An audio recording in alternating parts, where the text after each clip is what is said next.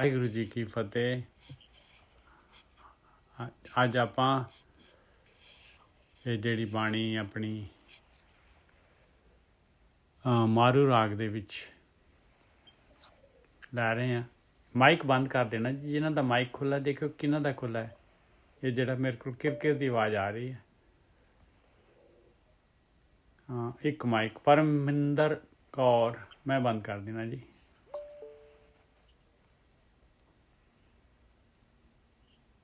ਹੋ ਗਿਆ ਜੀ।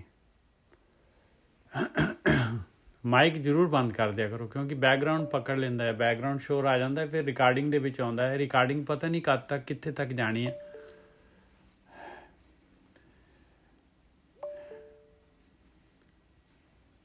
ਅੰਗ 1104 1104 ਇੱਥੋਂ ਸ਼ੁਰੂ ਕਰ ਰਹੇ ਹਾਂ ਅਸੀਂ। ਔਰ ਸ਼ਬਦ ਆਪਾਂ ਨੇ ਸ਼ੁਰੂ ਕਰਨਾ ਹੈ।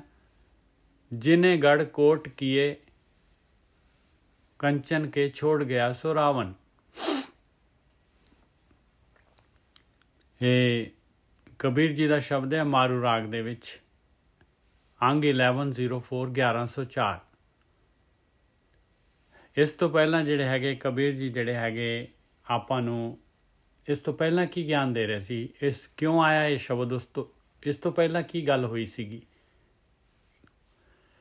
ਉਸ ਤੋਂ ਪਹਿਲਾਂ ਕਬੀਰ ਜੀ ਕਹਿੰਦੇ ਸੀਗੇ ਮਾਲਕ ਪਰਮਾਤਮਾ ਨੂੰ, ਬਈ ਹੇ ਮਾਲਕਾ, ਮੈਂ ਤਾਂ ਤੇਰੇ ਨਾਲ ਹੀ ਹੈਗਾ, ਤੇਰੇ ਵਿੱਚ ਹੀ ਹੈਗਾ ਆ, ਅਤੇ ਤੂੰ ਜਿਹੜਾ ਹੈਗਾ ਇਹ ਜਿਹੜੀ ਮਾਇਆ ਪਾਈ ਹੋਈ ਆ, ਇਹ ਜਿਹੜੇ ਆਕਾਰ ਪਾਏ ਹੋਏ ਆ, ਇਹ ਜਿਹੜਾ ਸੰਸਾਰ ਬਣਾਇਆ ਹੋਇਆ ਆ, ਇਹ ਜਿਹੜਾ ਜਾਦੂ ਚਲਾਇਆ ਹੋਇਆ ਆ, ਇਹ ਜਾਦੂਗਰ ਜਿਹੜਾ ਤੂੰ ਜਾਦੂ ਚਲਾਇਆ ਹੋਇਆ ਹੈਗਾ, ਇਹ ਜਾਦੂ ਚਲਾ ਕੇ ਤੂੰ ਮੈਨੂੰ ਜਿਹੜਾ ਹੈਗਾ ਤੂੰ ਮੈਨੂੰ ਦੂਰ ਕਰ ਰਿਹਾ ਹੈ, ਤੂੰ ਮੈਨੂੰ ਦੂਰ ਕਰ ਰਿਹਾ ਹੈ। ਫਿਰ ਤੂੰ ਕਹਿੰਦਾ ਹੈ ਵੀ ਤੂੰ ਜਿਹੜਾ ਹੈਗਾ ਮੁਕਤੀ ਜਿਹੜੀ ਹੈਗੀ ਮੁਕਤ ਹੋਣਾ ਆ, ਬੰਧਨਾਂ ਦੇ ਵਿੱਚ ਬੰਧਨ ਤਾਂ ਤੂੰ ਆਪ ਹੀ ਪਾ ਰਿਹਾ ਹੈ, ਤੂੰ ਆਪ ਹੀ ਤਾਂ ਬੰਧਨ ਪਾ ਰਿਹਾ ਹੈ। ਉਹ ਸ਼ਬਦ ਸੀਗਾ, ਜੋ ਤੁਮ ਮੋਕੋ ਦੂਰ ਕਰਤ ਹੋ ਤੋ ਤੁਮ ਮੁਕਤ ਬਤਾਵੋ। ਆ ਜੋ ਪਿਆਰੇ ਸੰਗਤ ਆ ਰਹੀ, ਜੋ ਤੁਮ ਮੋਕੋ ਦੂਰ ਕਰਤ ਹੋ ਤੋ ਤੁਮ ਮੁਕਤ ਬਤਾਵੋ। ਮਾਲਕਾ, ਇਹ ਮਾਇਆ ਤਾਂ ਤੂੰ ਹੀ ਪਾਈ ਹੋਈ ਹੈ, ਮੈਂ ਤਾਂ ਤੇਰੇ ਵਿੱਚ ਹੀ ਹੈਗਾ ਆ, ਬਸ ਮਨ ਕਰਕੇ ਤੂੰ ਜਿਹੜਾ ਹੈਗਾ ਦੂਰ ਕਰਤਾ ਮੈਨੂੰ। ਮੇਰਾ ਮਨ ਜਿਹੜਾ ਹੈਗਾ ਭਰਮਾਤਾ, ਉਲਝਾਤਾ, ਮੈਨੂੰ ਕਾਰਨਸ਼ੀਰ, ਇਹ ਸਵਾਦ ਚੋਗਾ, ਇਹ ਸਾਰਾ ਜਿਹੜਾ ਹੈਗਾ ਕੁੰਡੀ ਦੇ ਵਿੱਚ ਜਿਹੜਾ ਹੈਗਾ ਫਸਾਉਣ ਵਾਸਤੇ ਜਿਹੜਾ ਹੈਗਾ ਇਹ ਮਾਇਆ ਪੈਦਾ ਕੀਤੀ ਹੈ ਤੂੰ। ਫਿਰ ਮੁਕਤੀ ਕਾਹਦੀ ਹੈ? ਫਿਰ ਤਾਂ ਮੈਂ ਜਿਹੜਾ ਬੰਨਿਆ ਜਾਊਂਗਾ, ਹੋਰ ਕਿਹੜੀ ਮੁਕਤੀ ਹੈਗੀ।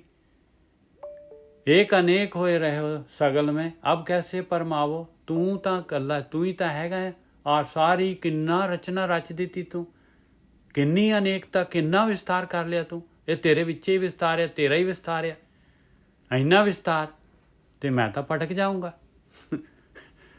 ਏਕ ਅਨੇਕ ਹੋਏ ਰਹੋ ਸਗਲ ਮੈਂ ਅਬ ਕੈਸੇ ਪਰਮਾਵੋ। ਬਸ ਕਹਿੰਦੇ ਮੈਨੂੰ ਪਤਾ ਲੱਗ ਗਿਆ ਮਾਲਕਾ, ਹੁਣ ਨਹੀਂ ਮੈਂ ਭਰਮਦਾ, ਹੁਣ ਨਹੀਂ ਮੈਂ ਭਟਕਦਾ। ਇਹ ਸੀਗਾ। ਇਸ ਤੋਂ ਬਾਅਦ ਦਾ ਗਿਆਨ ਆਇਆ ਆਹ ਵਾਲਾ।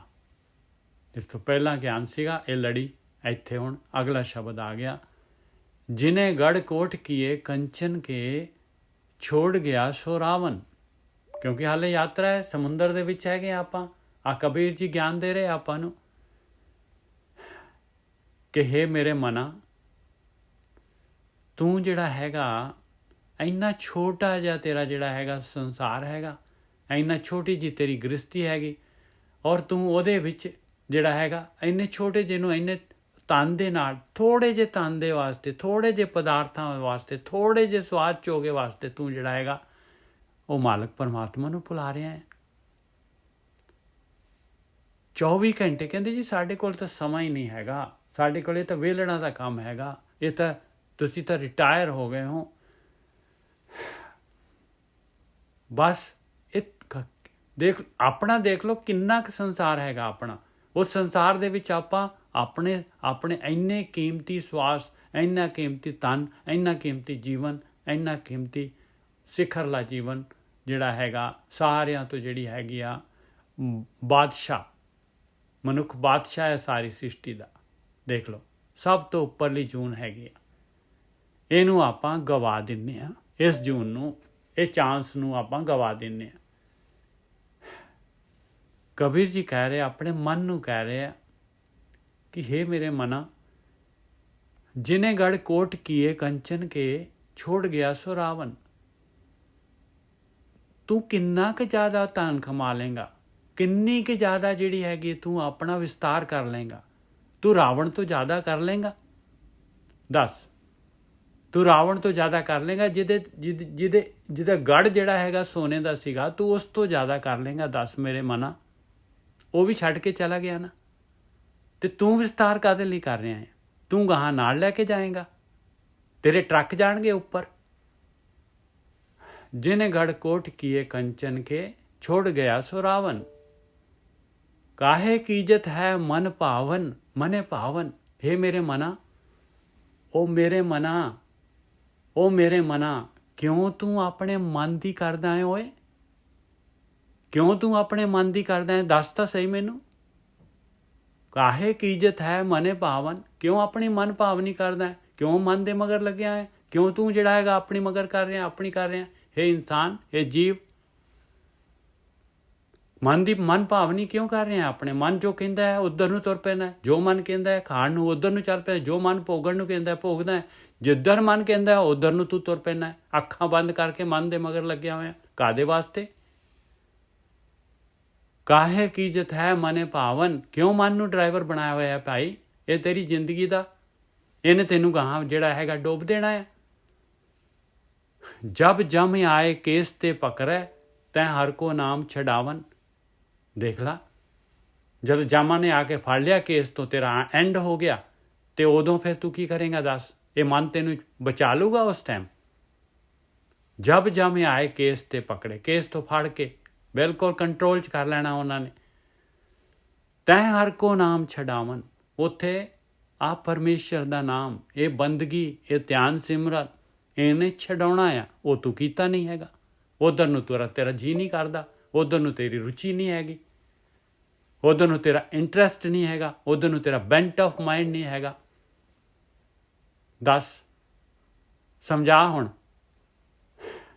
ਤੂੰ ਇਹ ਆ ਦੇਖਿਆ ਰਿਜ਼ਲਟ ਤੇਰਾ? ਅੱਗੇ ਮੈਂ ਦੱਸ ਦਿਨਾ, ਤੇਰਾ ਅਗਲਾ ਆ ਹੋਣਾ ਹੈ ਤੇਰੇ ਨਾਲ। ਜਿਨੇ ਗੜ ਕੋਟ ਕੀਏ ਕੰਚਨ ਕੇ ਛੋੜ ਗਿਆ ਸੋ ਰਾਵਣ। ਕਾਹੇ ਕਾਹੇ ਕੀਜਤ ਹੈ ਮਨੇ ਭਾਵਨ, ਜਬ ਜਮ ਆਏ ਕੇਸ ਤੇ ਪਕੜੇ, ਤੈਂ ਹਰ ਕੋ ਨਾਮ ਛਡਾਵਨ। ਇੱਥੇ ਜਿਹੜਾ ਹੈਗਾ ਦੇਖੋ, ਇਹ ਪੋਇਟਰੀ ਹੈਗੀ, ਔਰ ਇਹਦੇ ਵਿੱਚ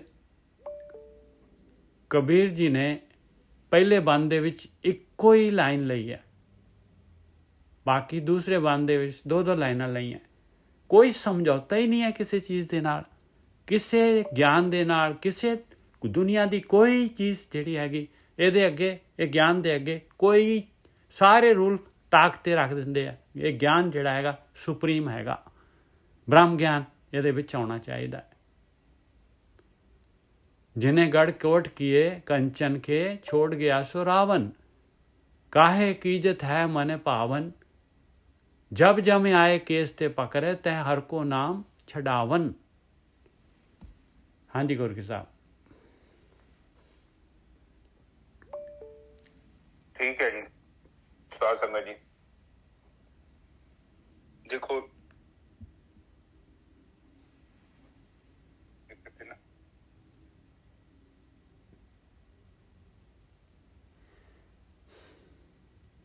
ਹਾਂਜੀ ਸਾਧ ਸੰਗਤ ਜੀ, ਇੱਕ ਸੈਕਿੰਡ। ਇਹ ਜਿਹੜੀ ਚੀਜ਼ ਆਪਾਂ ਨੂੰ ਸਮਝਾਈ ਜਾ ਰਹੀ ਹੈ ਨਾ, ਉਹ ਇਹ ਸਮਝਾਈ ਜਾ ਰਹੀ ਹੈ ਕਿ ਜਿਹੜਾ ਰਾਵਣ ਸੀ, ਦੇਖ ਲਓ ਕਿੰਨਾ ਪਾਵਰਫੁਲ ਬੰਦਾ ਹੈ। ਇਹ ਪਰ ਇਹਦੇ ਬਾਵਜੂਦ ਵੀ ਦੇਖੋ, ਉਹ ਜਿਹੜਾ ਜੀਵਨ ਹੈ, ਉਹ ਜੀਵਨ ਦਾ ਜਿਹੜਾ ਮਤਲਬ ਉਹਦੇ ਲਕਸ਼ ਨਹੀਂ ਸੀ ਕੋਈ। ਹੁਣ ਕੋਈ ਕਹਿੰਦੇ ਨਾ ਕਿ ਰਾਵਣ ਬੜਾ ਗਿਆਨੀ ਸੀ, ਬੜਾ ਉਹਨੂੰ ਪਤਾ ਸੀ ਸਭ ਕੁਝ, ਤੇ ਪਰ ਵੇਖੋ ਉਹਦੇ ਗਿਆਨ ਦਾ ਫਾਇਦਾ ਕੀ ਹੋਇਆ? ਹਾਂ, ਗਿਆਨ ਜਿਹੜਾ ਹੈਗਾ, ਗਿਆਨ ਪਰ ਗਿਆਨ ਕੱਲਾ ਕੀ ਕਰੂਗਾ? ਗਿਆਨ ਗੁਰਕੀ ਸਾਹਿਬ, ਗਿਆਨ ਦੇ ਨਾਲ ਤਾਂ ਉਹਦਾ ਗਿਆਨ ਦਾ ਯੂਜ਼ ਵੀ ਚਾਹੀਦਾ ਹੈ ਨਾ। ਹਾਂ, ਪਰ ਲੋਕੀ ਤੇ ਇਹੋ ਸੋਚਦੇ ਨੇ ਕਿ ਬੜਾ ਗਿਆਨੀ ਸੀ, ਬੜੇ ਕਹਿੰਦੇ ਆ ਜੀ ਰਾਵਣ ਨੇ ਬਹੁਤ ਸਿਆਣਾ ਸੀ, ਬੜਾ ਜੀ ਉਹਨੇ ਕਾਲ ਨੂੰ ਬੰਨਿਆ ਸੀ, ਬੜੇ ਸ਼ਾਸਤਰ। ਮੈਂ ਤੇ ਕਹਿੰਦਾ ਕਿ ਜੀ ਉਹਨੂੰ ਸ਼ਾਸਤਰਾਂ ਦਾ ਗਿਆਨ ਸੀ, ਪਰ ਉਹਦੇ ਜੀਵਨ ਦੀ ਪ੍ਰਾਪਤੀ ਕੀ ਹੈ? ਬਿਲਕੁਲ ਬਿਲਕੁਲ ਬਿਲਕੁਲ। ਉਹਦੀ ਕੋਈ ਚੰਗਿਆਈ ਦੱਸੋ, ਉਹਨੇ ਕਿਹੜੀ ਚੰਗਿਆਈ ਕੀਤੀ ਹੈ? ਕੋਈ ਉਹਨੇ ਕੀ ਸੰਸਾਰ ਤੇ ਕੀਤਾ? ਤੇ ਉਹ ਵੇਖ ਲਓ, ਤੇ ਜੀਵਨ ਦਾ ਤੁਸੀਂ ਮਾਪਦੰਡ ਕੱਢ ਕੇ ਵੇਖ ਲਓ। ਆਪਾਂ ਦੇਖੋ ਇਹ ਚੀਜ਼ ਨੂੰ ਸਮਝੀਏ, ਧਰਮ ਦੇ ਵਿੱਚ ਉਸ ਚੀਜ਼ ਦਾ ਨਾਂ ਅੱਗੇ ਆਉਂਦਾ ਹੈ ਜਿਹਨੇ ਕੁਝ ਦਿੱਤਾ, ਤੇ ਜਿਹਨੇ ਕੁਝ ਦਿੱਤਾ ਹੀ ਨਹੀਂ ਸੰਸਾਰ 'ਚ, ਕੁਛ ਵੀ ਨਹੀਂ ਦਿੱਤਾ, ਉਲਟਾ ਇੱਥੇ ਹੋਰ ਗੜਬੜ ਕੀਤੀ ਆ, ਉਹ ਕੀ ਕੁਦਰਤ ਦੀ ਨਜ਼ਰ 'ਚ ਚੰਗੀ ਚੀਜ਼ ਹੈ? ਭਾਵੇਂ ਮੈਂ ਕਹਿੰਦਾ ਇੱਕ ਬਹੁਤ ਇੰਟੈਲੀਜੈਂਟ ਬੰਦਾ ਵਾ, ਪਰ ਉਹਦੇ ਜ਼ਿੰਦਗੀ ਦੇ ਵਿੱਚ ਉਹਨੇ ਕੁਝ ਕੰਮ ਹੀ ਨਹੀਂ ਕੀਤਾ ਜਿਹਦੀ ਉਹਦੇ ਗਿਆਨ ਦਾ ਫਾਇਦਾ ਕੀ? ਫਿਰ ਦੱਸੋ, ਇਹ ਕੰਮ ਦਾ ਹੈਗਾ? ਇਸੇ ਲਈ ਬਾਣੀ ਕਹਿੰਦੀ ਪੜ ਗੱਡੇ ਲੱਦੀ, ਇੱਕ ਦੇ ਵਹਿਮ 'ਚ ਨਾ ਪੈ ਜਿਓ। ਇਸੇ ਲਈ ਬਾਣੀ ਨੇ ਰੋਕਿਆ, ਪੜ ਗੱਡੇ ਲੱਦੀਏ, ਕਿਤੇ ਇਹ ਚੱਕਰ 'ਚ ਨਾ ਪੈ ਜੀ ਕਿ ਤੇਰਾ ਜ਼ਿਆਦਾ ਗਿਆਨ ਬੜਾ ਵਧੀਆ ਹੈ, ਕਿਉਂਕਿ ਗਿਆਨ ਵੀ ਤੇਰੀ ਜ਼ਿੰਦਗੀ ਦੇ ਵਿੱਚ ਇੱਕ ਦਿਨ ਰੁਕਾਵਟ ਬਣ ਜਾਣੀ। ਤੇਰਾ ਨਹੀਂ ਹੈਗਾ, ਤੂੰ ਪੜ੍ਹ ਲਿਆ, ਤੂੰ ਪੜ੍ਹੇਗਾ ਤਾਂ ਫਿਰ ਕੀ ਹੋਊਗਾ? ਫਿਰ ਰਾਵਣ ਵਰਗਾ ਜੀਵਨ ਹੋਊਗਾ ਤੇਰਾ। ਕਹਿੰਦੇ ਹਾਥ ਮੇ ਦੀਪਕ ਤੇ ਖੂਹ ਦੇ ਵਿੱਚ ਡਿੱਗਣ ਵਾਲਾ ਕੰਮ। ਬਿਲਕੁਲ ਬਿਲਕੁਲ। ਇੱਕ ਤੇ ਬੰਦਾ ਨਹੀਂ ਪਤਾ, ਇੱਕ ਦਿਨ ਨਹੀਂ ਪਤਾ, ਉਹਨੂੰ ਮਿੱਟੀ ਪਾਓ, ਉਹਨੂੰ ਤੇ ਪਤਾ ਹੀ ਨਹੀਂ। ਤੇ ਜਿਹਨੇ ਪੜ੍ਹ ਲਿਆ ਤੇ ਉਹਨੇ ਕਿਹੜੀ ਸਿਆਣਪ ਦਾ ਕੰਮ ਕੀਤਾ? ਤੁਸੀਂ ਵੇਖੋ ਕਿੰਨੇ ਸਿਆਣੇ ਤੁਰੇ ਫਿਰਦੇ ਨੇ। ਕਈ ਬੰਦੇ ਨੇ ਜ਼ਿੰਦਗੀ ਭਾਰੀ ਬਾਣੀ ਪੜ੍ਹੀ, ਬਹੁਤ ਪੜ੍ਹੀ, ਤੇ ਪ੍ਰਾਪਤੀ ਕੀ ਹੋਈ? ਕੁਛ ਵੀ ਨਹੀਂ। ਇਸ ਲਈ ਬਾਣੀ 'ਚ ਮਨਾ ਕਰ ਗਏ ਨੇ ਉਹ, ਕਿਉਂਕਿ ਬੰਦਾ ਬੜਾ ਇਨਸਾਨ ਬਹੁਤ ਤੇਜ਼ ਹੈ। ਕਿਉਂਕਿ ਪਹਿਲੇ ਵੀ ਗ੍ਰੰਥ ਪੜ੍ਹਦੇ ਸੀ, ਜੇ ਕੋਈ ਗ੍ਰੰਥ ਦੂਜੇ ਨੇ ਪੜ੍ਹ ਲਿਆ, ਇੱਕ ਉਹਨੇ ਪੜ੍ਹ ਲਿਆ, ਫਿਰ ਉਹ ਕਹਿੰਦਾ ਨਹੀਂ ਆਹ ਗ੍ਰੰਥ ਕਹਿੰਦਾ, ਫਿਰ ਦੂਜਾ ਕਹਿੰਦਾ ਆਹ ਕਹਿੰਦਾ। ਉਹ ਉਹਨਾਂ ਚਿਰ ਗ੍ਰੰਥ ਉਲਟਾ ਪੁਲਟਾ ਬੋਲਦਾ ਰਹੂਗਾ ਜਿੰਨਾ ਚਿਰ ਤੱਕ ਸਾਡੀ ਬੁੱਧੀ ਸਾਹਮਣੀ। ਅਸਲ ਦੇ ਵਿੱਚ ਜਦੋਂ ਆਪਣੀ ਬੁੱਧੀ ਸਾਹਮ ਹੋ ਜਾਊਗੀ, ਗ੍ਰੰਥ ਉਦੋਂ ਹੀ ਸਹੀ ਬੋਲਦਾ ਹੈ, ਕਿਉਂਕਿ ਜਿਹੜਾ ਪਹਿਲਾਂ ਬੋਲ ਰਿਹਾ ਸੀ ਉਹ ਗ੍ਰੰਥ ਨਹੀਂ ਬੋਲ ਰਿਹਾ ਸੀ, ਉਹ ਮੇਰੀ ਆਪਣੀ ਬੁੱਧੀ ਬੋਲ ਰਹੀ ਸੀ। ਬਿਲਕੁਲ ਸਹੀ ਗੱਲ ਹੈ। ਹੁਣ ਤੇ ਮੇਰੀ ਬੁੱਧੀ, ਉਹ ਕਹਿੰਦੇ ਨਹੀਂ 100 ਸਿਆਣੇ ਦੀ ਇੱਕੋ ਮੱਤ ਤੇ ਮੂਰਖਾਂ ਦੀ ਵੱਖੋ ਵੱਖ। ਜਿੰਨਾ ਮਰਜ਼ੀ ਵੱਡਾ ਗਿਆਨ ਹੋਏ ਆਪਣੇ ਗੋਰਖੀ ਸਾਹਿਬ, ਬੰਦਾ ਜਿਹੜਾ ਹੈਗਾ ਉਹਨੇ ਤਾਂ ਆਪਣੇ ਫਿਲਟਰ ਦੇ ਵਿੱਚੋਂ ਦੀ ਨਿਗਾਹ ਦੇਣਾ, ਉਹਨੇ ਤਾਂ ਉੱਥੇ ਹੀ ਉਹਨੂੰ ਓਨਾ ਕੁ ਕਰ ਦੇਣਾ ਜਿੰਨਾ ਕੁ ਉਹਦੀ ਮੱਤ ਹੈਗੀ। ਜਿੰਨੀ ਉਹਦੀ ਮੱਤ ਹੈ ਨਾ, ਉਹਨੇ ਓਨਾ ਹੀ ਉਹਦੇ ਵਿੱਚੋਂ ਕੱਢਣਾ ਹੈ। ਹਾਂ, ਔਰ ਕੱਢਣਾ ਵਾ ਉਹਨੇ ਆਪਣਾ, ਜੋ ਉਹਦੀ ਮੱਤ ਦੇ ਵਿੱਚ ਗੰਦ ਹੈਗਾ ਉਹਨੇ ਗੰਦ ਵੀ ਵਿੱਚ ਪਾਉਣਾ। ਬਿਲਕੁਲ ਪਾਉਣਾ ਹੈ, ਕਿਉਂਕਿ ਉਹਨੇ ਉਹਦੇ ਨਾਲ ਉਹਨੂੰ ਲਪੇਟ ਦੇਣਾ ਹੈ ਸਾਰਾ। ਬਾਣੀ ਤੇ ਬਾਣੀ ਕਹਿੰਦੀ ਪਹਿਲਾਂ ਬਰਤਨ ਤਿਆਰ ਕਰ, ਤੇਰਾ ਬਰਤਨ ਸਾਫ਼ ਸੁਥਰਾ, ਤੇ ਫਿਰ ਜੋ ਮਰਜ਼ੀ ਪਾ ਲਾ, ਫਿਰ ਤੇ ਜੋ ਪਾਵੇਂਗਾ ਉਸੇ ਤਰ੍ਹਾਂ ਰਹੂਗਾ। ਪਰ ਜੇ ਤੇਰਾ ਬਰਤਨ ਗੰਦਾ ਹੈ, ਚੀਜ਼ ਭਾਵੇਂ ਤੂੰ ਅੰਮ੍ਰਿਤ ਪਾ ਦੇਂਗਾ ਨਾ, ਉਹ ਵੀ ਜ਼ਹਿਰ ਬਣ ਜਾਣਾ ਹੈ, ਕਿਉਂਕਿ ਉਹਦੇ ਵਿੱਚ ਤੂੰ ਕੁਛ ਮਿਲਾ ਦਿੱਤਾ ਹੈ। ਹੁਣ ਉਹ ਸੱਚ ਨਹੀਂ ਰਹਿ ਗਿਆ, ਕੁਛ ਹੋਰ ਬਣ ਗਿਆ। ਹਾਂਜੀ, ਠੀਕ ਹੈ ਨੀਚੇ ਸਾਹਿਬ, ਇਹ 1104 ਹੀ ਅੰਗ ਹੈ ਨਾ? ਹਾਂਜੀ 1104 ਹੈ ਜੀ। ਹਾਂਜੀ ਠੀਕ, ਅੱਗੇ ਬੋਲੋ ਜੀ। काहे कीजत है मने पावन, जब जब में आए केस ते पकड़े, तह हर को नाम छड़ावन रहाओ, काल अकाल खसम का किया, काल अकाल खसम का किया कीना, ਇਹ ਪਰਪੰਚ ਬੰਧਾਵਨ। ਕਹਿੰਦੇ ਬਸ, ਕਹਿੰਦੇ ਇਹ ਖੇਡ ਕੀ ਹੈਗੀ ਆ? ਇਹ ਖੇਡ ਕੀ ਹੈਗੀ? ਦੁਨੀਆ ਦੇ ਵਿੱਚ ਆਪਾਂ ਆਏ ਆ, ਇਹ ਜਿਹੜੀ ਹੈਗੀ ਆ, ਇਹ ਕੀ ਖੇਡ ਕੀ ਚੱਲ ਰਹੀ ਹੈ? ਗੇਮ ਕੀ ਹੈਗੀ ਹੈ? ਕਹਿੰਦੇ ਭਾਈ, ਇਹ ਮਾਲਕ ਪਰਮਾਤਮਾ ਨੇ ਗੇਮ ਬਣਾਈ ਹੋਈ ਆ, ਕਾਲ ਪੈਦਾ ਕੀਤਾ ਹੈ ਮਾਲਕ ਨੇ। ਸਾਰੀ ਸ੍ਰਿਸ਼ਟੀ, ਸਾਰੇ ਜਿਹੜੇ ਜੀਵ, ਜਿਹੜੇ ਜੋ ਆਕਾਰ ਦਿਸ ਰਿਹਾ ਆ, ਕਾਲ ਜਿਹੜਾ ਹੈਗਾ, ਆਤਮਾ ਨੂੰ ਤਾਂ ਕਾਲ ਹੋ ਹੀ ਨਹੀਂ ਸਕਦਾ। ਆਤਮਾ ਤਾਂ ਜਿਹੜੀ ਹੈਗੀ ਆ ਉਹ ਤਾਂ ਅਮਰ ਹੈਗੀ ਆ, ਕਾਲ ਤੋਂ ਪਰੇ ਹੈਗੀ ਆ। ਬਾਕੀ ਜਿੰਨੀ ਵੀ ਸ੍ਰਿਸ਼ਟੀ ਹੈਗੀ ਸਾਰੀ ਦੀ ਸਾਰੀ, ਉਹ ਕਾਲ ਦੇ ਮੁੱਖ ਦੇ ਵਿੱਚ ਹੈਗੀ, ਕਾਲ ਦੇ ਚਪੇਟ 'ਚ ਹੈ। ਕਾਲ ਕੀ ਹੈ? ਸਮੇਂ ਦੇ ਚਪੇਟ ਦੇ ਵਿੱਚ ਹੈਗੀ ਸਾਰੀ ਦੀ ਸਾਰੀ। ਇਹ ਕਾਲ ਕਿਹਨੇ ਕੀਤਾ ਹੈ? ਕਹਿੰਦੇ ਜਦ ਤੱਕ ਮਾਲਕ ਨੇ ਬਣਾਇਆ ਕਾਲ, ਮਾਲਕ ਦੀ ਗੇਮ ਚੱਲ ਰਹੀ ਹੈ, ਤਦ ਤੱਕ ਇਹ ਕਾਲ ਰਹਿਣਾ ਹੈਗਾ। ਇਹ ਕਾਲ ਅਕਾਲ ਹੈਗਾ। ਕਾਲ ਅਕਾਲ ਹੈਗਾ ਇਹ ਭਾਈ। ਇਹ ਜਿਹੜਾ ਹੈਗਾ, ਜਦ ਤੱਕ ਉਹਦੀ ਗੇਮ ਚੱਲ ਰਹੀ ਹੈ ਤਦ ਤੱਕ ਇਹਨੇ ਨਹੀਂ ਹਟਣਾ ਕਾਲ ਨੇ। ਇਹ ਅਕਾਲ ਹੈਗਾ। ਕਿਉਂ? ਕਿਉਂਕਿ ਖਸਮ ਕਾ ਕੀਆ ਹੈਗਾ, ਖਸਮ ਨੇ ਬਣਾਇਆ ਆ। ਇਸ ਸਮੇਂ ਦੇ ਵਿੱਚ ਆਪਾਂ ਨੂੰ ਬੰਨਿਆ ਆ। ਇਹ ਜੀਵਨ ਮੌਤ ਜਿਹੜੀ ਹੈਗੀ ਆ, ਇਹ ਸਰੀਰ ਦੇਣਾ ਔਰ ਜੀਵ ਔਰ ਸਰੀਰ ਦਾ ਕੰਬੀਨੇਸ਼ਨ ਜਿਹੜਾ ਹੈਗਾ, ਇਹ ਸਾਰਾ ਦਾ ਸਾਰਾ ਉਸ ਮਾਲਕ ਪਰਮਾਤਮਾ ਨੇ ਇਹਨੂੰ ਟਾਈਮ ਬਾਉਂਡ ਕਰ ਦਿੱਤਾ ਹੈ। ਕਾਲ ਅਕਾਲ, ਕਾਲ ਵੀ ਅਕਾਲ ਹੈ ਭਾਈ। ਜਦ ਤੱਕ ਮਾਲਕ ਦੀ ਗੇਮ ਹੈ ਤਦ ਤੱਕ ਰਹਿਣਾ। ਆਪਾਂ ਤਾਂ ਦੇਖੋ ਆਪਣੇ ਸਰੀਰ ਤੇ ਚਲੇ ਜਾਂਦਾ ਹੈ। ਆਪਾਂ ਤਾਂ ਬਿਲਕੁਲ ਕਿੰਨੇ ਪਤਾ ਨਹੀਂ, ਕੋਈ 20 ਸਾਲ 50 ਸਾਲ 60 ਸਾਲ 100 ਸਾਲ, ਇੰਨਾ ਕੀ ਆਪਣਾ ਤਾਂ ਪਾਏ ਸਮਾਂ। ਪਰ ਇਹ ਕਾਲ ਜਿਹੜਾ ਹੈ ਅਕਾਲ ਹੈਗਾ, ਇਹਦਾ ਸਮਾਂ ਫੁੱਲ ਹੈਗਾ। ਜਦ ਤੱਕ ਮਾਲਕ ਦੀ ਗੇਮ ਹੈ ਤਦ ਤੱਕ ਇਹ ਹੈਗਾ।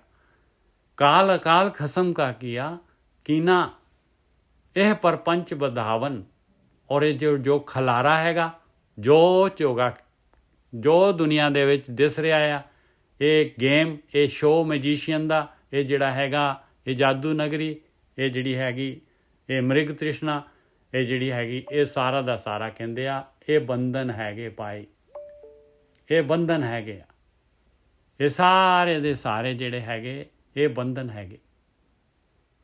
ਇਹ ਪਰਪੰਚ ਹੈਗਾ, ਇਹ ਖਲਾਰਾ ਹੈਗਾ, ਇਹ ਚੋਗਾ ਹੈਗਾ। ਕਾਲ ਅਕਾਲ ਖਸਮ ਕਾ ਕੀਨਾ, ਇਹ ਪਰਪੰਚ ਬੰਦਾਵਨ। ਕਹਿ ਕਬੀਰ ਤੇ ਅੰਤੇ ਮੁਕਤੇ, ਜਿਨ ਹਿਰਦੈ ਨਾਮ ਰਸਾਇਣ। ਬਸ ਕਹਿੰਦੇ ਉਹ ਅਖੀਰ ਦੇ ਵਿੱਚ ਮੁਕਤ ਆ ਭਾਈ। ਅਖੀਰ ਦੇ ਵਿੱਚ ਕੀ ਆ? ਉਹ ਤਾਂ ਮਤਲਬ ਅਖੀਰ ਕਿਉਂ ਕਹਿ ਰਹੇ ਆ? ਕਿਉਂਕਿ ਜਿਹੜੇ ਹੈਗੇ ਆ, ਆਪਾਂ ਨੇ ਭਾਵੇਂ ਜਿਹੜਾ ਮਰਜੀ ਬ੍ਰਹਮ ਗਿਆਨੀ ਹੈ ਉਹਨੇ ਸਰੀਰ ਤੇ ਛੱਡਣਾ ਹੈ। ਕਹਿੰਦੇ ਆ ਦੁਬਾਰਾ ਨਹੀਂ ਆਉਣਗੇ ਭਾਈ ਦੁਨੀਆ ਦੇ ਵਿੱਚ। ਉਹ ਮੁਕਤ ਤਾਂ ਪਹਿਲਾਂ ਹੀ ਹੋ ਗਿਆ। ਜਦ ਉਹਨਾਂ ਦੇ ਅੰਦਰ ਜਿਹੜਾ ਹੈਗਾ ਆਤਮ ਪ੍ਰਕਾਸ਼ ਹੋ ਗਿਆ, ਜਦ ਉਹਨਾਂ ਦੀ ਸੁਰਤ ਲੰਘ ਗਈ ਮਨ ਦੇ ਵਿੱਚੋਂ ਦੀ, ਤੇ ਉਹ ਤਾਂ ਮੁਕਤ ਹੋ ਗਿਆ ਪਹਿਲਾਂ ਹੀ। ਜਦ ਉਹ ਵਿਚਾਰ ਬੰਦ ਕਰਤੇ, ਮਨ ਵਿਚਾਰਾਂ ਦਾ ਸਮੂਹ ਹੈਗਾ, ਜਦ ਉਹ ਵਿਚਾਰਾਂ ਤੋਂ ਉੱਪਰ ਉੱਠ ਗਏ ਤੇ ਸੁਨ ਮੰਡਲ ਦੇ ਵਿੱਚ, ਤੇ ਮੁਕਤ ਹੋ ਗਏ ਉਹ। ਕਹਿ ਕਬੀਰ ਤੇ ਅੰਤੇ ਮੁਕਤੇ, ਜਿਨ੍ਹਾਂ ਹਿਰਦੇ ਰਾਮ ਰਸਾਇਣ। ਜਿਨ੍ਹਾਂ ਦੇ ਹਿਰਦੇ 'ਚ ਰਾਮ ਰਸਾਇਣ ਹੈਗੀ, ਆਹ ਦਵਾਈ ਹੈਗੀ। 100 ਦਵਾਵਾਂ ਦੀ ਇੱਕ ਦਵਾ ਪਰਮੇਸ਼ਰ ਦਾ ਨਾਮ, ਧਿਆਨ ਸਿਮਰਨ, ਜਿਨ੍ਹਾਂ ਦੇ ਹਿਰਦੇ 'ਚ ਵਿੱਚ ਹੈ, ਜਿਨ੍ਹਾਂ ਦੇ ਅੰਦਰ ਹੈਗਾ। ਖਾਲੀ ਮੁੱਖ ਦੇ ਵਿੱਚ ਨਹੀਂ ਹੈਗਾ, ਖਾਲੀ ਮੂੰਹ ਦੇ ਉੱਤੇ ਨਹੀਂ ਹੈਗਾ, ਹਿਰਦੇ ਦੇ ਵਿੱਚ ਹੈਗਾ। ਹਿਰਦਾ ਕੀ ਹੈਗਾ? ਹਿਰਦਾ ਕਿੱਥੇ ਲੱਭੀਏ? ਹਿਰਦਾ ਹੈਗਾ ਭਾਈ ਜਿੱਥੇ ਆਪਣੇ ਪ੍ਰਾਣ ਹੈਗੇ, ਜਿੱਥੇ ਆਪਣੀ ਆਤਮਾ ਹੈਗੀ, ਜਿੱਥੇ ਜਿਹੜਾ ਹੈਗਾ ਹੈਗੇ ਆਪਣੇ ਸੰਸਕਾਰ ਹੈਗੇ ਆ। ਸੰਸਕਾਰ ਕਿਉਂਕਿ ਆਪਣੇ ਅੰਦਰ ਕੋਈ ਆਪਣੀ ਰੁਚੀ, ਆਪਣੇ ਟੇਸਟ, ਆਟੋਮੈਟਿਕਲੀ ਆਪਾਂ ਉਸ ਪਾਸੇ ਨੂੰ ਜਾਂਦੇ ਹਾਂ ਜੋ ਆਪਣੇ ਹਿਰਦੇ 'ਚ ਹੁੰਦੀ ਆ। ਬੰਦਾ ਉਹੀ ਕਰਦਾ ਜਿਹੜੀ ਉਹਦੇ ਹਿਰਦੇ ਦੇ ਵਿੱਚ ਹੈਗੀ ਹੈ ਚੀਜ਼। ਉੱਥੇ ਜਿਹੜਾ ਹੈਗਾ ਹਰ ਕੋ ਨਾਮ, ਉੱਥੇ ਹਿਰਦੇ ਰਾਮ ਰਸਾਇਣ, ਪਰਮੇਸ਼ਰ ਦਾ ਨਾਮ, ਆਹ ਰਸਾਇਣ ਚਾਹੀਦੀ ਹੈ ਉਸ ਜਗ੍ਹਾ 'ਤੇ, ਹਿਰਦੇ ਦੇ ਵਿੱਚ ਚਾਹੀਦੀ ਹੈ। ਅੰਦਰ ਜਿਹੜਾ ਹੈਗਾ ਧਿਆਨ ਸਿਮਰਨ ਨੂੰ ਸਭ ਤੋਂ ਟੌਪ ਪ੍ਰਾਇਰਟੀ ਜਿਨ੍ਹਾਂ ਨੇ ਦਿੱਤੀ ਹੋਈ ਆ। ਕਹਿ ਕਬੀਰ ਤੇ ਅੰਤੇ ਮੁਕਤੇ, ਜਿਨ ਹਿਰਦੇ ਰਾਮ ਰਸਾਇਣ। ਹਾਂਜੀ ਵੀਰ ਜੀ।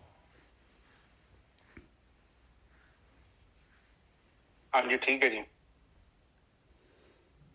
ਹੁਣ ਤੇ ਦੇਖੋ ਆ ਚੀਜ਼ ਨੂੰ ਆਪ ਸਮਝੋ। ਕਹਿੰਦੇ ਕਾਲ ਅਕਾਲ ਖਸਮ ਕਾ ਕੀਨਾ।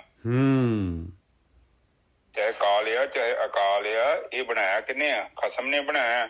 ਇਹ ਪਰਪੰਚ ਵਧਾਵਨ, ਇਹ ਜੇ ਪਰਪੰਚ ਦਾ ਬੰਧਨ ਵੀ ਹੈ ਤੇ ਕਿੰਨੇ ਬਣਾਇਆ? ਮਾਲਕ ਬਣਾਇਆ ਜਾਂ ਮੈਂ ਬਣਾਇਆ? ਮਾਲਕ ਨੇ ਬਣਾਇਆ। ਆਪਾਂ ਕੀ ਬਣਾਇਆ? ਆਪਾਂ ਕੁਛ ਵੀ ਨਹੀਂ ਬਣਾਇਆ। ਆਪਾਂ ਰੋਟੀਆਂ ਬਣਾਈਆਂ ਤੇ ਖਾਧੀਆਂ। ਆਪਾਂ ਸਿੰਪਲ ਕੰਮ ਕੀਤੇ ਆ, ਵੱਡੇ ਕੰਮ ਨਹੀਂ ਕੀਤੇ। ਇਹ ਪਰਪੰਚ ਜਿਹੜਾ ਹੈ ਨਾ, ਇਹ ਪਰਮਾਤਮਾ ਨੇ ਬੁੱਧੀ ਦੇ ਤੱਤ ਨਾਲ ਬਣਾਇਆ ਹੈ। ਕਿ ਬੁੱਧੀ ਦੇ ਨਾਲ ਹੀ ਬਣਿਆ, ਤੇ ਤਾਂ ਹੀ ਉਹ ਇੰਨੀ ਪਰਫੈਕਟ ਆ, ਇੰਨਾ ਜ਼ਿਆਦਾ ਕੁਆਲਿਟੀ ਹੈ। ਕੋਈ ਏਦਾਂ ਨਹੀਂ, ਐਵੇਂ ਨਹੀਂ ਹੋ ਗਿਆ। ਬਹੁਤ ਜ਼ਿਆਦਾ ਬੁੱਧੀ, ਔਰ ਇੰਨੀ ਸਾਫ਼ ਬੁੱਧੀ। ਇਹ ਸਾਡੇ ਵੱਸ ਦੀ ਗੱਲ ਨਹੀਂ ਆ। ਸਾਡੀ ਬੁੱਧੀ ਬਹੁਤ ਛੋਟੀ। ਆਪਾਂ ਕੇਵਲ ਇੱਕ ਟਾਈਮ ਤੇ ਕੋਈ ਕੰਮ ਕਰ ਸਕਦੇ ਹਾਂ, ਜ਼ਿਆਦਾ ਕੰਮ ਨਹੀਂ ਕਰ ਸਕਦੇ। ਸਾਡੇ ਜਿੰਨੇ ਕੁ ਹੱਥ ਆ ਅਸੀਂ ਉਹਦੇ ਨਾਲ ਹੀ ਕਰ ਸਕਦੇ ਹਾਂ। ਪਰ ਪਰਮਾਤਮਾ ਜਿਹੜਾ ਉਹ ਹੱਥਾਂ ਤੋਂ ਬਿਨਾਂ ਹੀ ਕੰਮ ਕਰ ਸਕਦਾ, ਔਰ ਕਰ ਰਿਹਾ। ਉਹਨੂੰ ਹੱਥਾਂ ਦੀ ਲੋੜ ਨਹੀਂ। ਅਸੀਂ ਜੇ ਬੱਚਾ ਵੀ ਪੈਦਾ ਕਰਨਾ ਹੈ ਤੇ ਇੱਕ ਔਰਤ ਤੇ ਬੰਦਾ ਮਿਲੂਗਾ ਤੇ ਫਿਰ ਹੀ ਬੱਚਾ ਪੈਦਾ ਹੋਊਗਾ। ਪਰਮਾਤਮਾ ਨੂੰ ਇਹ ਵੀ ਕੰਡੀਸ਼ਨ ਦੀ ਲੋੜ ਨਹੀਂ, ਉਹ ਹਵਾ 'ਚ ਵੀ ਪੈਦਾ ਕਰ ਦਿੰਦਾ। ਬਿਲਕੁਲ, ਬਹੁਤ ਵਧੀਆ ਜੀ। ਨਿਜਸ ਬਿਲਕੁਲ ਸਹੀ ਹੈ। ਆਪ ਜਸਟ ਸੋਚੋ, ਆਪਾਂ ਨੂੰ ਅੰਬ ਬਣਾਉਣ ਦੇ ਲਈ ਪੌਦਾ ਚਾਹੀਦਾ ਹੈ, ਪਰਮਾਤਮਾ ਨੂੰ ਪੌਦਾ ਵੀ ਨਹੀਂ ਚਾਹੀਦਾ। ਉਹ ਪੌਦਾ ਅੰਬ ਤੋਂ ਬਿਨਾਂ ਹੀ ਪੈਦਾ ਕਰ ਦਿੰਦਾ। ਸਾਇੰਸ ਕਿੰਨੀ ਵੱਧ ਗਈ ਦੱਸੋ ਇਹਨਾਂ ਨੂੰ, ਕਿ ਮੁਰਗੀ ਪਹਿਲਾਂ ਆਈ ਕਿ ਆਂਡਾ ਪਹਿਲਾਂ? ਕਿ ਆਂਡੇ ਵਿੱਚੋਂ ਮੁਰਗੀ ਨਿਕਲਦੀ ਹੈ। ਆਂਡਾ ਮੁਰਗੀ ਤੋਂ ਬਿਨਾਂ ਪੈਦਾ ਨਹੀਂ ਹੋ ਸਕਦਾ, ਪਰ ਪਰਮਾਤਮਾ ਆਂਡਾ ਵੀ ਪੈਦਾ ਕਰ ਦਿੰਦਾ। ਅਸਕਰ ਮੱਝ ਆ, ਝੋਟਾ ਵਾ, ਦੋ ਮਿਲਣਗੇ ਤੇ ਫੇਰ ਹੀ ਗਾਂ ਬੱਚਾ ਪੈਦਾ ਹੋਣਾ। ਪਰ ਉਹ ਨਹੀਂ, ਪਰਮਾਤਮਾ ਏਦਾਂ ਹੀ ਪੈਦਾ ਕਰ ਦਿੰਦਾ। ਆਪਾਂ ਪਾਣੀ ਬਣਾ ਸਕਦੇ ਹਾਂ, ਉਹ ਆਕਸੀਜਨ ਜਾਂ ਵਗੈਰਾ ਮਿਲਾ ਕੇ ਬਣਾ ਸਕਦੇ ਹਾਂ, ਪਰ ਪਰਮਾਤਮਾ ਨੂੰ ਉਹ ਨਹੀਂ ਚਾਹੀਦਾ, ਉਦਾਂ ਹੀ ਬਣਾ ਦਿੰਦਾ। ਆਪ ਜਸਟ ਸੋਚੋ ਕੌਣ ਹੈ ਉਹ, ਕਿੰਨਾ ਪਾਵਰਫੁਲ ਹੈ। ਉਹਨੂੰ ਕੁਛ ਨਹੀਂ ਚਾਹੀਦਾ। ਆਪਾਂ ਉਹਦੀ ਬਣਾਈ ਹੋਈ ਦਾਤ ਨੂੰ ਖਤਮ ਵੀ ਨਹੀਂ ਕਰ ਸਕਦੇ। ਮੇਜਰ ਸਾਹਿਬ ਇਹ ਵੀ ਸੱਚ ਜੀ। ਇਹ ਬਿਲਕੁਲ ਠੀਕ ਹੈ ਗੋਰਖੀ ਸਾਹਿਬ। ਨਾਲੇ ਆਪਾਂ ਜਿਹੜੇ ਹੈਗੇ ਉਹਨੇ ਜਿਹੜੇ ਇਨਗ੍ਰੇਡੀਐਂਟਸ ਦਿੱਤੇ ਹੋਏ ਆ, ਤੱਤ ਦਿੱਤੇ ਹੋਏ ਆ, ਉਹਨਾਂ ਤੋਂ ਹੀ ਆਪਾਂ ਕੁਝ ਬਣਾ ਸਕਦੇ ਹਾਂ। ਪਰਮਾਤਮਾ ਤੱਤ ਬਣਾ ਸਕਦਾ ਹੈ। ਜੇ ਆਪਾਂ ਹੈ ਕੋਈ ਜਿਹੜੇ 30 ਮਾਰਕਾਂ ਹੈਗੇ ਤੇ ਬਾਣੀ ਕਹਿੰਦੀ ਹੈ ਕਿ 6ਵਾਂ ਤੱਤ ਤੂੰ ਬਣਾ ਦੇ, 5 ਪਰਮਾਤਮਾ ਨੇ ਬਣਾਏ ਆ, ਤੂੰ 6ਵਾਂ ਕਰ ਦੇ, ਇੱਕੋ ਹੀ ਬਣਾ ਚੱਲ। ਹਾਂ ਹੁਣ ਵੇਖੋ ਯੂਰੇਨੀਅਮ ਆ, ਕਿੱਡਾ ਮਹਿੰਗਾ ਤੱਤ ਆ, ਜਾਂ ਨਿਊਕਲੀਅਰ ਆ, ਉਹ ਵੇਖੋ, ਉਹ એનર્ਜੀ ਸਾਡੀ ਧਰਤੀ 'ਚ ਆਲਰੇਡੀ ਹੈਗੀ ਆ, ਅਸੀਂ ਕਿਉਂ ਲੱਭੀ ਆ। ਔਰ ਅਸੀਂ ਅਜੇ ਟ੍ਰਾਂਜ਼ਿਟ ਫੇਸ ਦੇ ਵਿੱਚ ਆ। ਆਖਰ ਤੇ ਵੇਖਣ ਕੁਦਰਤ ਸਾਨੂੰ ਪਤਾ ਕਿੱਥੇ ਲੈ ਕੇ ਜਾ ਰਹੀ ਆ, ਸੋਲਰ ਵੱਲ। ਸੂਰਜ ਤੋਂ ਯੂਜ਼ ਕਰੋ એનર્ਜੀ ਨੂੰ, ਕਿਉਂਕਿ ਤੂੰ ਪੋਲੂਸ਼ਨ ਨਾ ਪੈਦਾ ਕਰ, ਤੂੰ ਇਹਨਾਂ ਚੀਜ਼ਾਂ ਤੋਂ, ਕਿਉਂਕਿ ਉਹ ਵੀ ਜ਼ਰੂਰੀ ਸੀ। ਪਰ ਜਿਵੇਂ ਪਹਿਲਾਂ ਲੱਕੜੀ ਦੇ ਇੰਜਣ ਵੇਖੋ, ਲੱਕੜ ਦੇ ਨਾਲ ਉਹ ਭਾਫ ਬਣਦੀ ਸੀ, ਮੁੜ ਕੇ ਹੋਰ ਡਿਸਕਵਰੀ ਹੋਈ, ਫਿਰ ਕੋਲੇ ਤੋਂ ਭਾਫ ਬਣ ਡਿਆ ਪਈ, ਫਿਰ ਹੌਲੀ ਹੌਲੀ ਬੰਦਾ ਵੱਧਦਾ ਗਿਆ, ਫਿਰ ਡੀਜ਼ਲ, ਪੈਟਰੋਲ, ਫਿਰ ਪੈਟਰੋਲ ਤੋਂ ਵੀ ਅੱਗੇ ਹੋਰ ਸੂਖਮ ਗੈਸਾਂ 'ਚ ਚਲ ਗਏ, ਫਿਰ ਗੈਸਾਂ ਤੋਂ ਅੱਗੇ ਫਿਰ ਆਪਾਂ ਹੋਰ, ਸਾਡੀ ਜਿਹੜੀ એનર્ਜੀ ਆ ਉਹ ਹੋਰ ਸਾਡੇ ਬਹੁਤ ਬਰੀਕ ਹੋ ਗਏ। ਪਰ ਆਖਰ ਤੇ ਜਿਹੜੀ ਐਂਡ ਆ ਜਾਣਾ ਉਹ ਸੋਲਰ ਤੇ ਆ ਜਾਣਾ, ਸੂਰਜ ਦੀ એનર્ਜੀ। ਉਹਨੂੰ ਵਰਤਾਂਗੇ ਤੇ ਉਹਦੀ એનર્ਜੀ ਨੂੰ ਵਰਤ ਕੇ ਆਪਾਂ ਸੁਥਰਾ ਜੀਵਨ ਬਤੀਤ ਕਰ ਸਕਦੇ ਹਾਂ। ਉਹਦਾ ਕੋਈ ਨੁਕਸਾਨ ਨਹੀਂ ਹੈਗਾ। ਠੀਕ ਹੈ ਜੀ। ਹੁਣ ਇਹ ਫਿਰ ਆਪਾਂ ਕਥਾ ਤੇ ਵਾਪਸ ਆਉਂਦੇ ਹਾਂ। ਕਹਿੰਦੇ ਕਾਲ ਅਕਾਲ ਖਸਮ ਕਾ ਕੀਨਾ, ਇਹ ਪ੍ਰਪੰਚ ਵਧਾਵਨ। ਹੁਣ ਇਹ ਜਿਹੜਾ ਪ੍ਰਪੰਚ ਆ, ਪ੍ਰਪੰਚ ਦਾ ਮਤਲਬ ਇਹ ਜੋ ਦਿਖਾਇਆ ਹੈ, ਜੋ ਸੰਸਾਰ ਦਿਖਦਾ ਪਿਆ ਨਾ ਤੁਹਾਨੂੰ, ਇਹ ਸਾਰਾ ਪ੍ਰਪੰਚ ਆ। ਔਰ ਇਹਨੂੰ ਬੜੀ ਬਰੀਕੀ ਨਾਲ ਬਣਾਇਆ ਹੈ। ਔਰ ਇਹ ਇੰਨੀ ਬਰੀਕੀ ਨਾਲ ਬਣਾਇਆ ਹੈ ਕਿ ਉਸਨੇ ਬਣਾ ਕੇ ਆਪ ਉਹ ਸਾਈਡ ਤੇ ਹੋ ਕੇ ਬੈਠਾ ਹੈ। ਸਾਈਡ ਤੇ ਹੋ ਕੇ ਬੈਠਾ ਮਤਲਬ ਉਹ ਇੰਟਰਫੇਰੈਂਸ ਨਹੀਂ ਕਰਦਾ ਪਿਆ, ਆਪਣੀ ਮਸਤੀ 'ਚ ਬੈਠਾ। ਕਿਉਂਕਿ ਜਿਹਨੂੰ ਹੁਕਮ ਕਰ ਦਿੰਦਾ ਨਾ, ਉਹ ਚੀਜ਼ ਨਹੀਂ ਹਿਲਦੀ, ਮੁੜ ਕੇ ਉੱਥੇ ਰਹਿੰਦੀ ਹੈ। ਜਿਹੜੇ ਤਾਰੇ ਨੂੰ ਜਿੱਥੇ ਹੁਕਮ ਕੀਤਾ ਹੈ ਨਾ, ਉਹ ਕੀ ਮਜਾਲ ਆ ਇੱਧਰ ਉੱਧਰ ਹੋਵੇ, ਉਹਦੀ ਉੱਥੇ ਜੇ ਅੱਗੇ ਪਿੱਛੇ ਵੀ ਹੋ ਰਿਹਾ ਨਾ, ਇਹ ਵੀ ਕੁਦਰਤ ਦੀ ਉਹ ਸੈਟਿੰਗ ਹੈ, ਪ੍ਰਕਿਰਤੀ ਦੇ ਵਿੱਚ ਚੱਲ ਰਿਹਾ। ਉਹ ਆਪ ਜਸਟ ਸੋਚੋ, ਜਿਹੜਾ ਸੂਰਜ ਆ ਧਰਤੀ ਦੇ ਦੁਆਲੇ ਆਉਂਦਾ ਵਾ 365 ਦਿਨਾਂ 'ਚ, ਚਲੋ ਧਰਤੀ ਉਹਦੇ ਦੁਆਲੇ ਘੁੰਮਦੀ ਆ, ਆਪਣੇ ਦੁਆਲੇ 24 ਘੰਟੇ 'ਚ ਘੁੰਮ ਜਾਂਦੀ ਆ।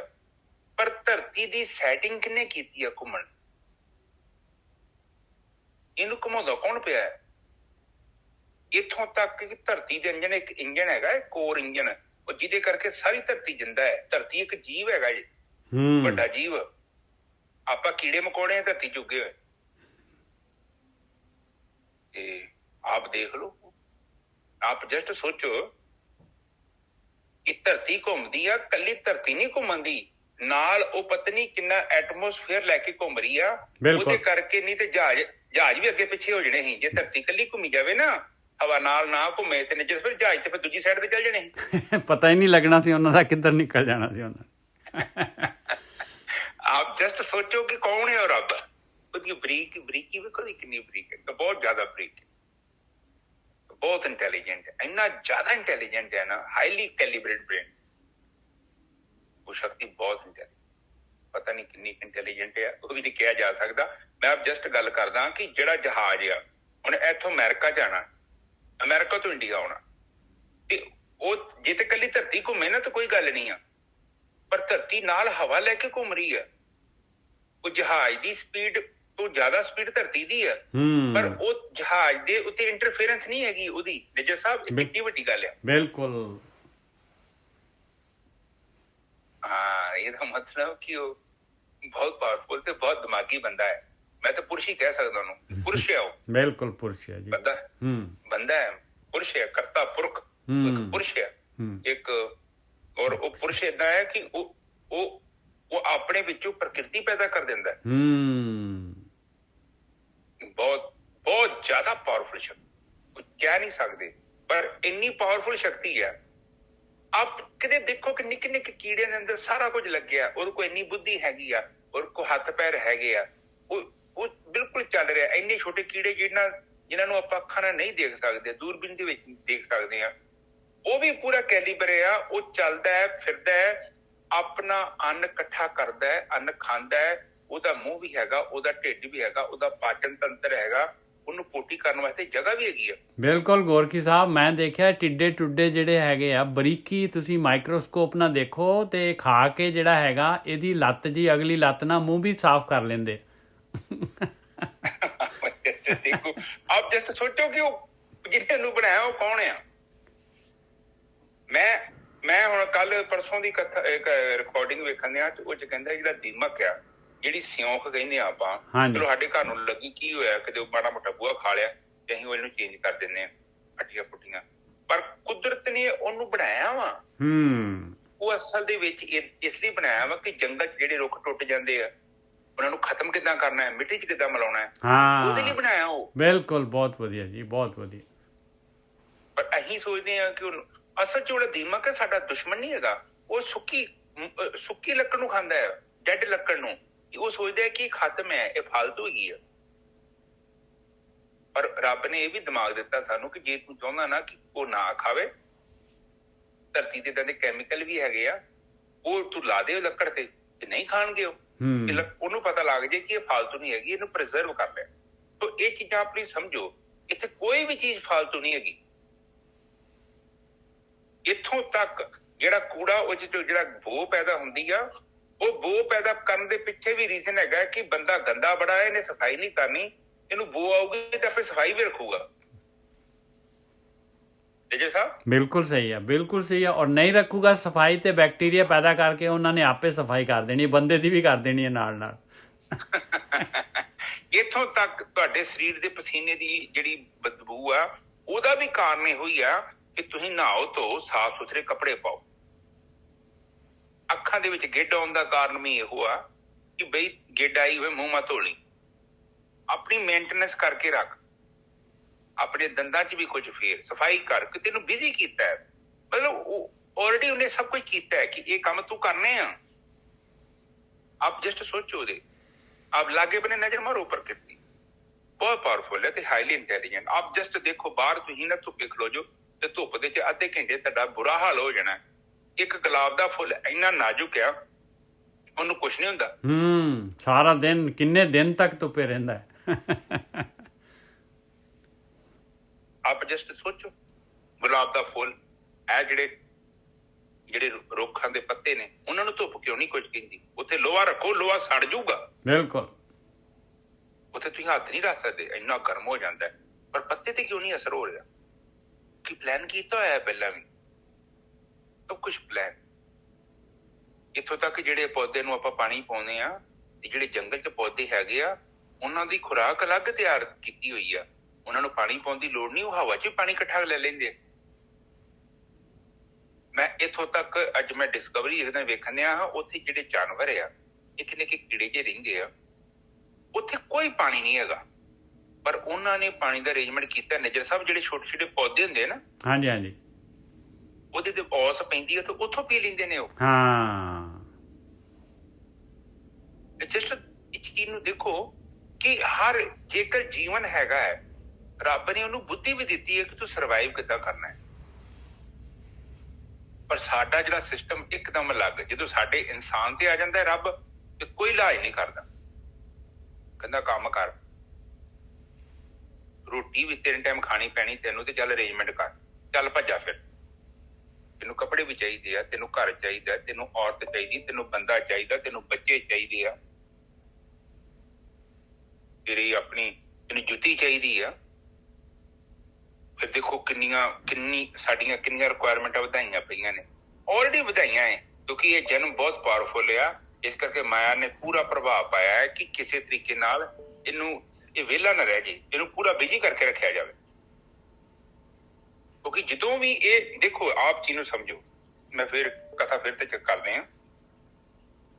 ਜਾਗਰਤ, ਸਪਨ ਤੇ ਸੁਖਾਪਤੀ, ਇਹ ਤਿੰਨ ਅਵਸਥਾ ਦੇ ਵਿੱਚ ਆਪਣਾ ਜੀਵਨ ਬਤੀਤ ਹੁੰਦਾ ਹੈ, ਤੇ ਤਿੰਨਾਂ ਅਵਸਥਾ ਦੇ ਵਿੱਚ ਹੀ ਹਰ ਕੋਈ ਬੰਦਾ ਮਰ ਜਾਂਦਾ ਹੈ। ਜ਼ਿਆਦਾਤਰ ਲੋਕ ਮਰ ਜਾਂਦੇ, ਇਸੇ ਲਈ ਬਾਣੀ ਚ ਕਿਹਾ ਕੋਟਨ ਮੇ ਹੈ। ਚੌਥੀ ਅਵਸਥਾ ਹੈਗੀ ਤਿੰਨਾਂ ਤੋਂ ਅੱਗੇ ਲੰਘ ਜਾਣਾ, ਤੁਰੀਆ ਅਵਸਥਾ ਕਹਿੰਦੇ ਆਪਾਂ। ਤੁਰੀਆ ਅਵਸਥਾ ਦਾ ਮਤਲਬ ਹੈ ਕਿ ਜਿਹੜੀ ਇਹ ਤਿੰਨਾਂ ਅਵਸਥਾ ਨੂੰ ਦੇਖਦੀ ਹੈ। ਚੌਥੀ ਅਵਸਥਾ, ਜਿੰਨਾ ਚਿਰ ਤੱਕ ਆਪਾਂ ਉੱਥੇ ਚੌਥੀ ਚ ਨਹੀਂ ਪਹੁੰਚਦੇ, ਇਸ ਜੀਵਨ ਦੇ ਬਾਰੇ ਕੁਝ ਨਹੀਂ ਪਤਾ ਲੱਗਣਾ। ਨਾ ਤੁਸੀਂ ਇਸ ਸੁੱਖ ਦੁੱਖ ਤੋਂ ਮੁਕਤ ਹੋ ਸਕਣਾ, ਔਰ ਨਾ ਹੀ ਪ੍ਰਕਿਰਤੀ ਦੇ ਪ੍ਰਭਾਵ ਤੋਂ ਤੁਸੀਂ ਮੁਕਤ ਹੋਣਾ ਹੈ। ਵੈਸੇ ਜ਼ਿਆਦਾਤਰ ਲੋਕ ਜਿਹੜੇ ਧਰਮ ਦਾ ਨਾਂ ਲੈਂਦੇ ਨੇ, ਰੱਬ ਦਾ ਨਾਂ ਲੈਂਦੇ ਨੇ, ਪਾਠ ਪੂਜਾ ਕਰਦੇ ਨੇ, ਹੁਣ ਸਾਡੇ ਗਰੁੱਪ ਚ ਵੀ ਹੋਣਗੇ, ਕਾਫੀ ਹੋਣਗੇ, ਉਹਨਾਂ ਦਾ ਮਕਸਦ ਇੰਨਾ ਵਾ ਕਿ ਉਹ ਇਸ ਲਈ ਕਰਦੇ ਨੇ ਕਿ ਦੁੱਖਾਂ ਤੋਂ ਮੁਕਤੀ ਹੋ ਜੇ, ਸਾਨੂੰ ਪੈਸੇ ਮਿਲ ਜਾਣ। ਜ਼ਿਆਦਾਤਰ ਇਹੋ ਹੀ ਆ। ਕੋਈ ਕਹਿੰਦਾ ਮੈਨੂੰ ਸਿਹਤ ਚੰਗੀ ਮਿਲ ਜੇ, ਹੋਰ ਕੋਈ ਜ਼ਿਆਦਾ ਡਿਮਾਂਡ ਨਹੀਂ ਇਹਨਾਂ ਦੀ। ਰੱਬ ਵਾਲੀ ਗੱਲ ਬਹੁਤ ਘੱਟ ਆ, ਇਹ ਸੱਚ ਹੈਗਾ। ਜ਼ਿਆਦਾ ਲੋਕ ਇਸੇ ਚੱਕਰ ਚ ਬੈਠੇ ਆ, ਮੇਰਾ ਬੁਖਾਰ ਲਾ ਦੋ, ਮੇਰੀ ਫਲਾਨੀ ਕੈਂਸਰ ਸਹੀ ਕਰ ਦੋ, ਮੇਰੇ ਗੋਡੇ ਚਲਾ ਦੋ, ਮੇਰੀਆਂ ਹੱਡੀਆਂ ਸਹੀ ਕਰ ਦੋ, ਮੇਰੇ ਬੱਚੇ ਨੂੰ ਬਾਹਰ ਭੇਜ ਦੋ, ਮੇਰੇ ਬੱਚੇ ਨੂੰ ਨੌਕਰੀ ਦੇ ਦੋ, ਮੈਨੂੰ ਘਰ ਦੇ ਦੋ, ਛੋਟਾ ਘਰ ਦੇ ਵੱਡਾ ਕਰ ਦੋ, ਛੋਟੀ ਨੌਕਰੀ ਤੇ ਵੱਡੀ ਕਰ ਦੋ। ਇਹੋ ਕੁਝ ਚੱਲ ਰਿਹਾ ਵਾ। ਇਸੇ ਲਈ ਬਾਣੀ ਚ ਕਹਿਣਾ ਪਿਆ ਕੋਟਨ ਮੇਹ। ਕੋਟਨ ਚ ਕਿਉਂ? ਕਿਉਂਕਿ ਕੋਈ ਏਡਾ ਖਾਸ ਬੰਦਾ ਇੰਨੀ ਹਿੰਮਤ ਨਹੀਂ ਰੱਖਦਾ ਕਿ ਉਹ ਕਵੇ ਕਿ ਨਹੀਂ, ਮੈਂ ਪ੍ਰਮਾਤਮਾ ਤੈਨੂੰ ਜਾਣਨਾ ਚਾਹੁੰਦਾ ਹੈ, ਔਰ ਤੈਨੂੰ ਜਾਣੇ ਬਿਨਾਂ ਮੈਂ ਸੰਸਾਰ ਤੋਂ ਨਹੀਂ ਜਾਣਾ ਚਾਹੁੰਦਾ। ਇਸ ਲਈ ਤੁਹਾਨੂੰ ਤੁਰੀਆ ਅਵਸਥਾ ਜਾਣਾ ਪਊਗਾ। ਔਰ ਜਦੋਂ ਤੁਸੀਂ ਤੁਰੀਆ ਚ ਚੱਲ ਗਏ ਤੇ ਫਿਰ ਕੀ ਹੋਊਗਾ? ਇਸ ਪ੍ਰਕਿਰਤੀ ਦਾ ਪ੍ਰਭਾਵ ਤੁਹਾਡੇ ਤੇ ਖਤਮ ਹੋ ਜਾਏਗਾ, ਤੁਸੀਂ ਮੁਕਤ ਹੋ ਜਾਓ। ਇਹੋ ਹੀ ਆ। ਕੋਈ ਪ੍ਰਕਿਰਤੀ ਤੁਹਾਡੇ ਚ ਹਲਚਲ ਨਹੀਂ ਪੈਦਾ ਕਰ ਸਕਦੀ, ਉਹ ਬਹੁਤ ਉੱਚੀ ਅਵਸਥਾ ਹੈ। ਹਾਂਜੀ ਨੀਜਾ ਸਾਹਿਬ, ਅਗਲੀ ਤੁਕ ਬੋਲੋ। ਆਖਰੀ ਤੁਕ ਹੈਗੀ, ਕਹਿ ਕਬੀਰ ਤੇ ਅੰਤੇ ਮੁਕਤੇ ਜਿਨੇ ਹਿਰਦੈ ਰਾਮ ਰਸਾਇਣ। ਆਹ ਚੀਜ਼ ਚਾਹੀਦੀ ਹੈ ਭਾਈ, ਹਿਰਦੇ ਦੇ ਵਿੱਚ ਪਰਮੇਸ਼ਰ ਦਾ ਨਾਮ ਚਾਹੀਦਾ ਹੈ, ਇਹ ਧਿਆਨ ਸਿਮਰਨ ਬੰਦਗੀ ਚਾਹੀਦੀ ਆ। ਇਹ ਸੁਰਤ ਜਿਹੜੀ ਬਾਹਰ ਮੁਖੀ ਹੈਗੀ, ਇਹਨੂੰ ਆਪਾਂ ਅੰਦਰ ਆਪਣੇ ਮਨ ਦੇ ਵਿੱਚ ਪਰਮਾਤਮਾ ਨੇ ਲੱਭਣਾ ਹੈ, ਆਤਮਾ ਨੇ ਲੱਭਣਾ ਹੈ, ਮਨ ਦੇ ਵਿੱਚ ਲੱਭਣਾ ਹੈ। ਮਨ ਹੈਗਾ, ਮਨ ਦੇ ਵਿੱਚ ਨਹੀਂ ਸੁਰਤ ਜਾਂਦੀ ਤੇ ਭਾਵੇਂ 1000 ਜਨਮ ਲੈ ਲਓ, ਨਹੀਂ ਗੱਲ ਬਣੇਗੀ ਭਾਈ। ਹਾਂਜੀ ਗੋਰਖ ਸਾਹਿਬ। ਹਾਂਜੀ, ਕਹਿ ਕਬੀਰ ਤੇ ਅੰਤ ਮੁਕਤੇ ਜਿਨ ਹਿਰਦੇ ਰਾਮ ਰਸਾਇਣ। ਰਾਮ ਰਸਾਇਣ, ਰਾਮ ਦੀ ਜਿਹੜੀ ਰਸਾਇਣ ਕਹਿੰਦੇ 100 ਦਵਾਵਾਂ ਦੀ ਇੱਕ ਦਵਾ, ਨਾਮ ਪਰਮੇਸ਼ਰ ਦਾ। ਹਾਂਜੀ ਵੀਰ ਜੀ। ਜਿਹਦੇ ਹਿਰਦੇ ਚ ਪ੍ਰਮਾਤਮਾ ਦਾ ਨਾਮ ਵਸ ਗਿਆ। ਹਿਰਦੇ ਦਾ ਮਤਲਬ ਇਹੋ ਹੀ ਹੈ ਕਿ ਜਿਹੜਾ ਤੁਰੀਆ ਅਵਸਥਾ ਚ ਚਲਾ ਗਿਆ। ਦੇਖੋ, ਹਿਰਦੇ ਦਾ ਮਤਲਬ ਹੈ ਤੁਰੀਆ। ਤੁਰੀਆ ਦੇ ਵਿੱਚ ਕੋਈ ਸਾਡਾ ਹੋਣਾ ਭਾਵ ਨਹੀਂ ਰਹਿ ਜਾਂਦਾ, ਉੱਥੇ ਕੇਵਲ ਚੇਤਨਾ ਰਹਿ ਜਾਂਦੀ ਹੈ, ਸ਼ੁੱਧ ਚੇਤਨਾ। ਕਿਹੜੀ ਚੇਤਨਾ? ਜਿਹੜੀ ਜਾਗਰਤ, ਸਪਨ ਤੇ ਸੁਖਾਪਤੀ ਨੂੰ ਵਹਿੰਦੀ ਹੈ। ਆਪ ਪਲੀਜ਼ ਦੇਖੋ, ਹੁਣ ਆਪਾਂ ਜਾਗਰਤ ਦੀ ਗੱਲ ਕਰਦੇ ਹਾਂ, ਆਪਾਂ ਕਹਿੰਦੇ ਨੇ ਕਿ ਵੀ ਮੇਰਾ ਧਿਆਨ ਨਹੀਂ ਹੈ, ਤੂੰ ਮੈਨੂੰ ਗੱਲ ਦੁਬਾਰਾ ਦੱਸ। ਫਿਰ ਬੋਲਦਾ, ਉਹ ਕਹਿੰਦਾ ਮੇਰੇ ਤੂੰ ਲਾਗੇ ਖਲੋਤਾ ਸਾਂ, ਲਾਗੇ ਤੂੰ ਮੇਰੀਆਂ ਗੱਲਾਂ ਸੁਣਦਾ ਸਾਂ, ਤੇਰੀਆਂ ਅੱਖਾਂ ਮੇਰੇ ਵੱਲ ਸਨ, ਪਰ ਤੂੰ ਕਹਿੰਦੇ ਨਹੀਂ, ਮੇਰਾ ਧਿਆਨ ਕਿਤੇ ਹੋਰ ਚਲਾ ਗਿਆ। ਠੀਕ ਹੈ। ਹੁਣ ਸਪਨ ਅਵਸਥਾ ਚ ਕੀ ਹੈ? ਤੁਸੀਂ ਸਪਨਾ ਵਹਿੰਦੇ ਜੋ ਨਾ, ਤੁਹਾਡੇ ਅੰਦਰ ਕੌਣ ਵਹਿੰਦਾ ਪਿਆ ਸਪਨਾ? ਜਿਹੜਾ ਤੁਹਾਨੂੰ ਦੱਸਦਾ ਹੈ। ਸੁਖਾਪਤੀ ਚ ਵੀ ਤੁਸੀਂ ਜਾਗਦੇ ਪਏ ਜੋ, ਤਾਈਓ ਤਾਂ ਦੱਸਦਾ ਹੈ ਨਾ ਕਿ ਨੀਂਦ ਬੜੀ ਵਧੀਆ ਆਈ ਹੈ। ਹੋਰ ਤੁਹਾਨੂੰ ਦੱਸੇ ਕਿਹੜਾ? ਇੱਥੋਂ ਤੱਕ ਕਿ ਤੁਹਾਡੇ ਅੰਦਰ ਜਿਹੜੀ ਸਤਾ ਬੈਠੀ ਹੈ, ਤੁਹਾਨੂੰ ਇਹ ਵੀ ਦੱਸਦੀ ਹੈ ਕਿ ਅੱਜ ਸੁਪਨਾ ਨਹੀਂ ਆਇਆ। ਨਿਜਰ ਸਾਹਿਬ, ਬਿਲਕੁਲ ਬਿਲਕੁਲ। ਇਹਦਾ ਮਤਲਬ ਵਹਿੰਦਾ ਪਿਆ ਹੈ, ਭਾਵੇਂ ਸੁਪਨਾ ਨਹੀਂ ਵੀ ਆਉਂਦੇ ਤਾਂ ਵੀ ਉਹ ਵਹਿੰਦਾ ਵਾ। ਉਹੀ ਤਾਂ ਆਤਮਾ ਹੈਗੀ ਗੋਰਖੀ ਸਾਹਿਬ। ਤੇ ਮੁੜ ਕੇ ਫਿਰ ਕਦੋਂ ਦੱਸਦਾ ਤੁਹਾਨੂੰ? ਫਿਰ ਉੱਠ ਕੇ ਦੱਸਦਾ ਹੈ। ਤੇ ਫਿਰ ਰੱਬ ਨੂੰ ਵੀ ਕਿੰਨੇ ਵੇਖਣਾ? ਉਹਨੇ ਵੇਖਣਾ ਹੈ। ਫਿਰ ਉਹ ਵਹਿੰਦਾ ਹੈ, ਪਰ ਵਹਿੰਦਾ ਕਿੱਥੇ ਆ? ਜਿਹੜਾ ਸੁਖਾਪਤੀ ਤੋਂ ਅੱਗੇ ਲੰਘ ਜਾਂਦਾ ਹੈ। ਜਿੱਥੇ ਸੁਖਾਪਤ, ਜਾਗਰਤ ਮਤਲਬ ਵਿਚਾਰਾਂ ਤੋਂ ਮੁਕਤ, ਤੇ ਸਪਨ ਮਤਲਬ ਸੁਪਨੇ ਤੋਂ ਮੁਕਤ, ਸੁਖਾਪਤੀ ਮਤਲਬ ਉਹ ਬੇਹੋਸ਼ੀ ਦੀ ਅਵਸਥਾ ਸੀ ਪਰ ਜਾਗਰਤ ਚ ਆ ਗਏ। ਹੁਣ ਇਹ ਤਿੰਨੇ ਅਵਸਥਾ ਇਕੱਠੀਆਂ ਹੋ ਗਈਆਂ ਨੇ। ਮੈਂ ਹੈਗਾ ਵਾਂ, ਉੱਥੇ ਸੁਪਨਾ ਕੋਈ ਨਹੀਂ ਚੱਲ ਰਿਹਾ, ਮੈਂ ਹੋਸ਼ ਦੇ ਵਿੱਚ ਬੈਠਾ, ਕੋਈ ਵਿਚਾਰ ਨਹੀਂ ਹੈਗਾ। ਔਰ ਉਸ ਅਵਸਥਾ ਦੇ ਵਿੱਚ ਜਿਹੜਾ ਵੀ ਪਹੁੰਚ ਜਾਂਦਾ ਉਹੀ ਤਾਂ ਮੁਕਤ ਹੋ ਜਾਂਦਾ ਹੈ। ਪਹਿਲਾਂ ਤੁਸੀਂ ਹੌਲੀ ਹੌਲੀ ਉਹਨੂੰ ਅਨੁਭਵ ਕਰਨਾ ਹੈ, ਹੌਲੀ ਹੌਲੀ ਅਨੁਭਵ ਕਰਨ ਤੋਂ ਬਾਅਦ ਉਹ ਅਵਸਥਾ ਤੁਹਾਨੂੰ ਪ੍ਰਾਪਤ ਹੋ ਜਾਣੀ। ਬਿਲਕੁਲ। ਅਨੁਭਵ ਕਰਨਾ ਤੇ ਪ੍ਰਾਪਤ ਹੋਣ 'ਚ ਬੜਾ ਫਰਕ ਜੇ। ਕਿਤੇ ਇਹ ਨਾ ਸੋਚੋ ਕਿ ਤੁਸੀਂ ਅਨੁਭਵ ਕਰਕੇ ਮੁਕਤ ਹੋ ਗਏ। ਅਨੁਭਵ ਹੋਣ ਤੋਂ ਬਾਅਦ ਫਿਰ ਪ੍ਰਾਪਤ ਹੋਣਾ ਨੇ। ਬਹੁਤ ਵਧੀਆ, ਬਹੁਤ ਵਧੀਆ। ਇਹੀ ਜਿਹੜਾ ਹੈਗਾ ਆਪਾਂ ਇਸੇ ਤੇ ਜਿਹੜਾ ਹੈਗਾ ਫਸ ਜਾਵਾਂਗੇ ਫਿਰ ਜਿਹੜਾ ਹੈਗਾ। ਕਈ ਮੈਨੂੰ ਕਹਿੰਦੇ ਕਿ ਮਿੰਦੇ ਵੀਰ ਜੀ ਮੈਂ ਤੇ ਨਿਰਵਿਚਾਰ ਹੋ ਗਿਆ। ਮੈਂ ਨਿਰਵਿਚਾਰ ਤੇ ਹੋ ਗਿਆ ਜੀ। ਨਿਰਵਿਚਾਰ ਤੋਂ ਬਾਅਦ ਫਿਰ ਜੀਵਨ ਨੂੰ ਵੀ ਪਰਿਵਰਤਨ ਕਰਨਾ ਨਾ। ਨਿਰਵਿਚਾਰ ਨੂੰ ਇਕੱਲੇ ਨੂੰ ਚੱਟਣਾ। ਬਹੁਤ ਵਧੀਆ, ਬਿਲਕੁਲ ਸਹੀ ਗੱਲ। ਹਾਂ, ਇਕੱਲਾ ਨਿਰਵਿਚਾਰ। ਫਿਰ ਇਹ ਕਿਹੜਾ ਫਿਰ ਉਸ ਤੋਂ ਬਾਅਦ ਫਿਰ ਕੀ ਆ, ਤੁਸੀਂ ਨਿਰਵਿਚਾਰ ਹੋ ਕੇ ਬੈਠੇ ਰਹੋ। ਨਿਰਵਿਚਾਰ ਤੋਂ ਬਾਅਦ ਤੇਰਾ ਜੀਵਨ ਤੇ ਸ਼ੁਰੂ ਹੋਣਾ। ਬਿਲਕੁਲ ਸ਼ੁਰੂ। ਉਸ ਤੋਂ ਬਾਅਦ ਤੇ ਤੇਰਾ ਜਹਾਜ਼ ਤਿਆਰ ਹੈ ਜੀ। ਨਿਰਵਿਚਾਰ ਹੋਣਾ ਕੋਈ ਅਵਸਥਾ ਨਹੀਂ ਜੋ ਕਿਤੇ ਉਹਨੂੰ ਸਮਝ ਵੀ ਨਾ ਲਿਓ। ਉਹ ਤੇ ਕੇਵਲ ਐਡਮਿਸ਼ਨ ਹੀ ਹੋਈ ਹੈ ਜੀ। ਪਹਿਲੀ ਤੇ ਤਿਆਰੀ ਕੇਵਲ ਚੈੱਕ ਆਊਟ ਕਰਤਾ, ਚੈੱਕ ਇਨ ਕੀਤਾ ਹੀ, ਬੋਰਡਿੰਗ ਪਾਸ ਮਿਲ ਗਿਆ। ਹੁਣ ਤੇ ਤੁਸੀਂ ਵੇਟਿੰਗ ਰੂਮ 'ਚ ਬੈਠੇ ਜੋ। ਜਹਾਜ਼ ਜਦੋਂ ਤੁਸੀਂ ਬੋਰਡ ਹੋਣਾ ਵਾ, ਉਸ ਤੋਂ ਬਾਅਦ ਜਹਾਜ਼ ਚੜ੍ਹਨਾ ਵਾ ਨਿਰਵਿਚਾਰ ਤੋਂ ਬਾਅਦ। ਉਹ ਨਾ ਇਹ ਨਿਰਵਿਚਾਰ ਜਿਹੜਾ ਹੈ ਨਾ, ਆਪਾਂ ਨੂੰ ਪਤਾ ਲੱਗ ਗਿਆ ਆਪਣੇ ਅੰਦਰ ਦੀ ਜਿਹੜੀ ਹੈਗੀ ਆ ਗਾਰਬੇਜ, ਗੰਦਗੀ, ਤੇ ਆਪਣੇ ਹੱਥ 'ਚ ਝਾੜੂ ਆ ਗਿਆ ਆ। ਬਸ ਉਹ ਨਿਰਵਿਚਾਰ ਦੇ ਨਾਲ ਹੀ ਉਹ ਜਿਹੜਾ ਗੰਦਗੀ ਚੱਕੀ ਜਾਣੀ ਆ, ਉਹ ਸੰਸਕਾਰ ਜਾਣੇ ਆ ਉੱਥੇ ਜਿਹੜਾ ਹੈਗਾ। ਜਿੱਥੇ ਘੜੀਏ ਸੁਰਤ ਮਤ ਮਨ ਬੁੱਧ, ਉਹ ਘੜੇ ਜਾਣੇ ਆ ਭਾਈ। ਰੀਬਿਲਟ ਹੋਣਾ ਹੈ ਆਪਣਾ ਜਿਹੜਾ ਹੈਗਾ ਸਾਰਾ ਸਿਸਟਮ। ਹਾਂਜੀ ਵੀਰ ਜੀ। ਬਸ ਜੇ ਤੁਸੀਂ ਰੀਬਿਲਡ ਹੋ ਗਏ ਤੇ ਗੱਲ ਖਤਮ ਹੋ ਗਈ। ਪੁਰਾਣਾ ਸੌਫਟਵੇਅਰ ਲਾ ਕੇ ਨਵਾਂ ਚੜ ਜਾਣਾ ਉੱਤੇ। ਨਵਾਂ ਚੜ ਗਿਆ ਫਿਰ ਉਹ ਦੋਸ਼ ਤੋਂ ਰਹਿ ਤੇ ਇੰਨੀ ਤੇ ਗੱਲ ਆ। ਬਾਕੀ ਉੱਥੇ ਕਿ ਬਾਬੇ ਬੂਬੇ ਦਾ ਕੰਮ ਤੇ ਕੋਈ ਹੈ ਨਹੀਂ। ਬਾਕੀ ਲੋਕੀ ਕਹੀ ਕੋਈ ਜਾਂਦੇ ਤੇ ਉਹ ਤੁਹਾਡੀ ਮਰਜ਼ੀ ਹੈ, ਜਿੱਥੇ ਮਰਜ਼ੀ ਚੱਲ ਜਾਓ। ਉੱਥੇ ਜ਼ਬਰਦਸਤੀ ਵਾਲਾ ਸੌਦਾ ਕੋਈ ਨਹੀਂ। ਬਾਣੀ ਤੇ ਇੰਨਾ ਕਹਿੰਦੀ ਆ ਕਿ ਇੱਥੇ ਘੜਿਆ ਜਾਊਗਾ ਤੇਰੀ ਮੱਤ। ਤੂੰ ਕਿਸੇ ਨੂੰ ਮਿਲ ਨਹੀਂ ਜਾਣਾ। ਤੂੰ ਕਿਹਨੂੰ ਮਿਲ ਜਾਣਾ? ਐਵੇਂ ਬੇਵਕੂਫ ਬਣਾਈ ਜਾਂਦੇ ਆ। ਕਿਹੜੇ ਰੱਬ ਨੂੰ ਮਿਲ ਜਾਣਾ? ਤੂੰ ਖੁਦ ਹੀ ਤੇ ਰੱਬ ਹੈ। ਜਿੰਨੇ ਅਨੁਭਵ ਕਰਨਾ, ਜਿਹਦਾ ਅਨੁਭਵ ਹੋਣਾ, ਦੋ ਨਹੀਂ ਆ। ਦੁਨੀਆ ਦੇ ਵਿੱਚ ਹੀ ਤੇ ਪਰਮਾਤਮਾ ਹੀ ਤੇ ਹੈਗਾ ਵਾ। ਇਹ ਸੰਸਾਰ ਜਿਹੜਾ ਦਿਖਦਾ ਹੈ ਪਰਮਾਤਮਾ ਦਾ ਸੁਪਨਾ ਹੈ।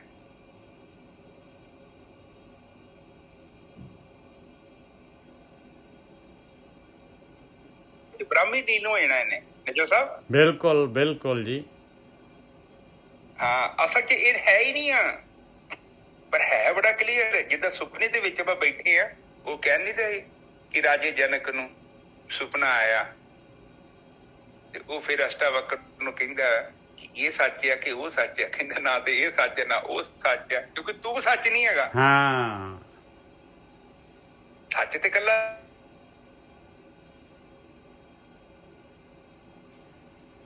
ਆਵਾਜ਼ ਬੰਦ ਹੋ। ਹਾਂਜੀ, ਹੁਣ ਅੱਗੇ ਗੁਰਕੀ ਸਾਹਿਬ ਵਿੱਚ ਕੋਈ ਕਾਲ ਕਰੀ। ਹਾਂਜੀ, ਅੱਗੇ ਬੋਲੀ।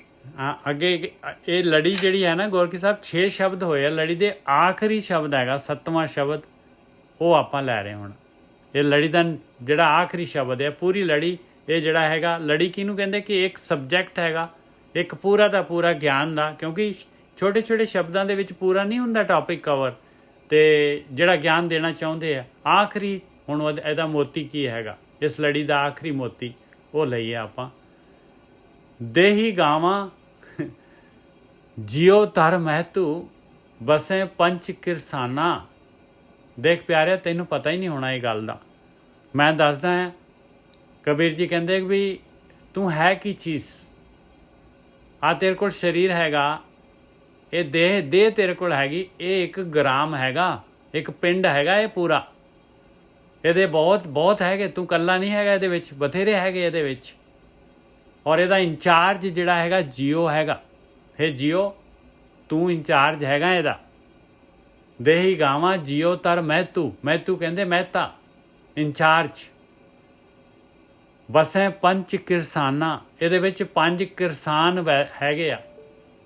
ਇਹਦੇ ਵਿੱਚ 5 ਕਿਰਸਾਨ ਹੈਗੇ ਆ। ਇਹ ਜਿਹੜੀਆਂ ਆਪਣੀਆਂ ਗਿਆਨ ਇੰਦਰੀਆਂ, ਨੈਨੂ ਨਕਟੂ ਸਰਵਨੂ ਰਸਪਤ ਇੰਦਰੀ ਕਹਿਆ ਨਾ ਮਾਨਾ। ਕਹਿੰਦੇ ਇੱਕ ਜਿਹੜੇ ਹੈਗੇ ਆ, ਇਹਨਾਂ ਨੂੰ ਕਿਰਸਾਨ ਕਰੇ, ਗਿਆਨ ਇੰਦਰੀਆਂ ਨਹੀਂ। ਇਹ ਕਬੀਰ ਜੀ ਜਿਹੜੇ ਹੈਗੇ ਆਹ ਬਣਾਏ ਆ ਉਹਨਾਂ ਨੇ। ਕਹਿੰਦੇ ਆਹ ਕਿਰਸਾਨ ਹੈਗੇ ਭਾਈ।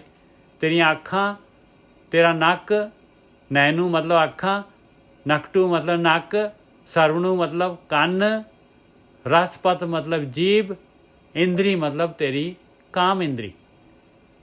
ਕਹਿੰਦੇ ਇਹ ਹੈਗੇ ਕਿਰਸਾਨ। ਇਹਨਾਂ ਨੇ ਜਿਹੜਾ ਹੈਗਾ ਤੈਨੂੰ ਜਿਹੜਾ ਹੈਗਾ ਕਹਿੰਦੇ ਇਹਨਾਂ ਨੇ ਤੈਨੂੰ ਗਲਤ ਰਸਤੇ 'ਤੇ ਲੈ ਕੇ ਜਾਣਾ ਹੈ, ਇਹਨਾਂ ਨੇ ਤੈਨੂੰ ਗਲਤ ਰਸਤੇ 'ਤੇ ਲੈ ਕੇ ਜਾਣਾ ਹੈ। ਕਿਰਸਾਨਾਂ ਨੇ, ਇਹਨਾਂ ਨੇ ਕਾਮ ਕ੍ਰੋਧ ਲੋਭ ਮੋਹ ਹੰਕਾਰ ਦੀ ਖੇਤੀ ਬੀਜਣੀ ਹੈ ਤੇਰੇ ਅੰਦਰ, ਔਰ ਤੂੰ ਆਇਆ ਹੈ ਖੇਤੀ ਕਰਨ ਵਾਸਤੇ ਨਾਮ ਦੀ।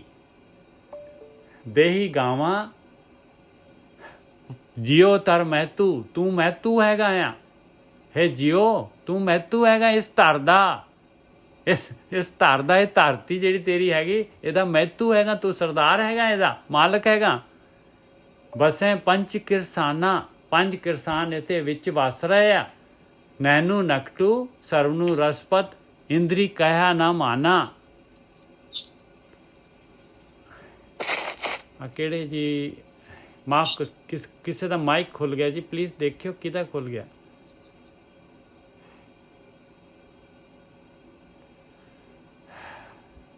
ਹਾਂ ਹਾਂਜੀ ਨਿੱਜੇ ਸਾਹਿਬ ਕਰੋ ਪਤਾ, ਉਹ ਤਨੂੰ ਜੀ ਦਾ ਮਾਈਕ ਆਨ ਹੋਇਆ ਸੀ ਨਾ, ਕਰਤਾ ਵਾ। ਹਾਂਜੀ ਹਾਂਜੀ ਹਾਂ।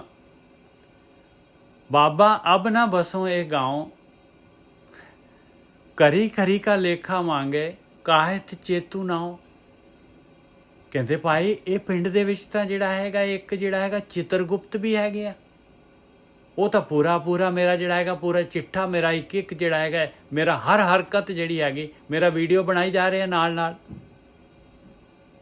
ਔਰ ਉਹਦਾ ਤਾਂ ਲੇਖਾ ਮੰਗ ਰਹੇ ਆ। ਗਾਹਾਂ ਅੱਗੇ ਜਾ ਕੇ ਉਹਦਾ ਲੇਖਾ ਮੰਗਦਾ ਹੈ ਧਰਮਰਾਜ। ਕਬੀਰ ਜੀ ਕਹਿੰਦੇ ਨਾ ਬਈ ਨਾ, ਹੇ ਮੇਰੇ ਮਾਲਕਾ ਮੇਰੇ ਉੱਤੇ ਮਦਦ ਕਰ, ਮੈਂ ਨਹੀਂ ਹੁਣ ਇਹ ਸਰੀਰ ਦੇ ਵਿੱਚ, ਮੈਂ ਨਹੀਂ ਇਹ ਜੂਨਾਂ ਦੇ ਵਿੱਚ ਜਾਣਾ, ਨਾ ਮੈਨੂੰ ਨਹੀਂ ਇਹ ਸਰੀਰ ਚਾਹੀਦਾ ਹੁਣ, ਨਾ ਬਾਬਾ ਅਬ ਨਾ ਬਸੋ ਇਹ ਗਾਉਂ, ਇਸ ਤੋਂ ਬਾਅਦ ਨਹੀਂ, ਆਖਰੀ ਹੈ। ਮੈਂ ਚਾਹੂੰਗਾ ਇਹਦੇ ਵਿੱਚ ਹੀ ਮੈਂ ਸਾਰਾ ਨਿਬੇੜਾ ਕਰ ਲਵਾਂ, ਮੈਂ ਇਹਨਾਂ ਨੂੰ ਨਹੀਂ ਬੀਜਣ ਦੇਣਾ ਹੁਣ। ਮੈਂ ਇਹ ਜਿਹੜੇ ਕਿਸਾਨ ਹੈਗੇ ਆ, ਨੈਨੂ ਨਕਟੂ ਸਰਵ ਨੂੰ ਰਸਪਤ ਇੰਦਰੀ ਕਹਿਆ ਨਾ ਮਾਨਾ, ਮੈਂ ਨਹੀਂ ਮੰਨਦਾ ਔਰ ਇਹ ਮੇਰਾ ਕਿਹਾ ਨਹੀਂ ਮੰਨਦੇ। ਗੱਲ ਤਾਂ ਆ ਹੈਗੀ ਆ, ਇਹ ਮੇਰਾ ਕਿਹਾ ਨਹੀਂ ਮੰਨਦੇ। ਮੈਂ ਇਸ ਦੇ ਵਿੱਚ ਨਾਮ ਬੀਜਣ ਵਾਸਤੇ ਆਇਆ ਆ। ਪੰਜ ਕਿਰਸਾਨ ਹੈਗੇ ਔਰ ਆ ਜਿਹੜੇ ਹੈਗੇ ਅੱਖਾਂ, ਨੱਕ ਦੇ ਕੰਨ ਤੇ ਜੀਭ ਤੇ ਇੰਦਰੀ, ਇਹ ਮੇਰਾ ਕਿਹਾ ਮੰਨਦੀਆਂ ਨਹੀਂ ਹੈ। ਇਹ ਕਿਹਾ ਮੇਰੇ ਇਹ ਜਿਹੜੀਆਂ ਹੈਗੀਆਂ ਮੈਨੂੰ ਜਿਹੜਾ ਹੈਗੇ ਗਲਤ ਪਾਸੇ ਦੁਨੀਆ ਦੇ ਵਿੱਚ, ਸੰਸਾਰ ਦੇ ਵਿੱਚ, ਆਕਾਰ ਦੇ ਵਿੱਚ, ਮੈਨੂੰ ਲੇਖੇ ਦੇ ਵਿੱਚ ਘੁਮਾਈ ਫਿਰਦੀਆਂ ਹੈ। ਪਤਾ ਨਹੀਂ ਕਿੰਨੇ ਕੁ ਜਨਮਾਂ ਦੀਆਂ ਇਸ ਤਰ੍ਹਾਂ ਜਿਹੜਾ ਹੈਗਾ ਮੇਰਾ ਜੀਵਨ ਜਿਹੜਾ, ਮੇਰੀ ਮਨੁੱਖੀ ਜੂਨ ਖੋਹ ਕੇ ਲੈ ਜਾਂਦੀਆਂ ਔਰ ਫਿਰ ਜੂਨਾਂ ਦੇ ਵਿੱਚ ਭਟਕਾਉਂਦੀਆਂ ਹੈ ਮੈਨੂੰ। ਆਖਰੀ ਜਿਹੜਾ ਹੈਗਾ ਕਬੀਰ ਜੀ ਦਾ ਜਿਹੜਾ ਹੈਗਾ ਇਹਦਾ ਆਖਰੀ ਮੋਤੀ ਦੇਖ ਲਓ ਕੀ ਕਹਿ ਰਿਹਾ ਹੈ। ਦੇਹੀ ਗਾਵਾਂ ਜਿਉ ਤਰ ਮਹਿਤੂ, ਬਸੇ ਪੰਚ ਕਿਰਸਾਨਾ, ਨੈਨੂ ਨਕਟੂ ਸਰਵ ਨੂੰ ਰਸਪਤ, ਇੰਦਰੀ ਕਹਿਆ ਨਾ ਮਾਨਾ। ਬਾਬਾ ਅਬ ਨਾ ਬਸੋਂ ਇਹ ਗਾਉਂ, ਮੈਂ ਨਹੀਂ ਮਾਲਕਾ, ਨਹੀਂ ਹੁਣ ਨਹੀਂ, ਮੈਨੂੰ ਹੁਣ ਇਸ ਤੋਂ ਬਾਅਦ ਮੈਂ ਇਸ ਗਾਂ 'ਚ, ਇਸ ਸਰੀਰ 'ਚ ਨਹੀਂ ਮੈਂ ਇਹਦੇ ਵਿੱਚ ਰਹਿਣਾ, ਕਿਉਂਕਿ ਇਹਦੇ 'ਚ ਲੇਖਾ ਮੰਗਿਆ ਜਾਂਦਾ ਹੈ। ਫਿਰ ਜੂਨਾਂ 'ਚ ਜਾਣਾ ਹੈ ਮੈਂ। ਕਰੀ ਕਰੀ ਕਾ ਲੇਖਾ ਮੰਗੇ ਕਾਹਤ ਚੇਤੂ ਨਾਉ। ਇਹਦੇ 'ਤੇ ਤਾਂ ਜਿਹੜਾ ਹੈਗਾ ਚਿੱਤਰਗੁਪਤ ਨਾਮ ਦਾ ਕਾਇਥ ਜਿਹੜਾ ਹੈਗਾ, ਇਹ ਜਿਹੜਾ ਹੈਗਾ ਪਟਵਾਰੀ ਜਿਹੜਾ ਹੈਗਾ, ਇਹ ਤਾਂ ਪੂਰਾ ਖਿੱਚ ਲੈਂਦਾ ਹੈ ਮੈਨੂੰ, ਇਹ ਤਾਂ ਫਾਲਨ ਕਰ ਦਿੰਦਾ ਹੈ।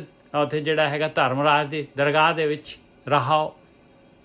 ਧਰਮਰਾਏ ਜਬ ਲੇਖਾ ਮੰਗੇ ਬਾਕੀ ਨਿਕਸੀ ਭਾਰੀ।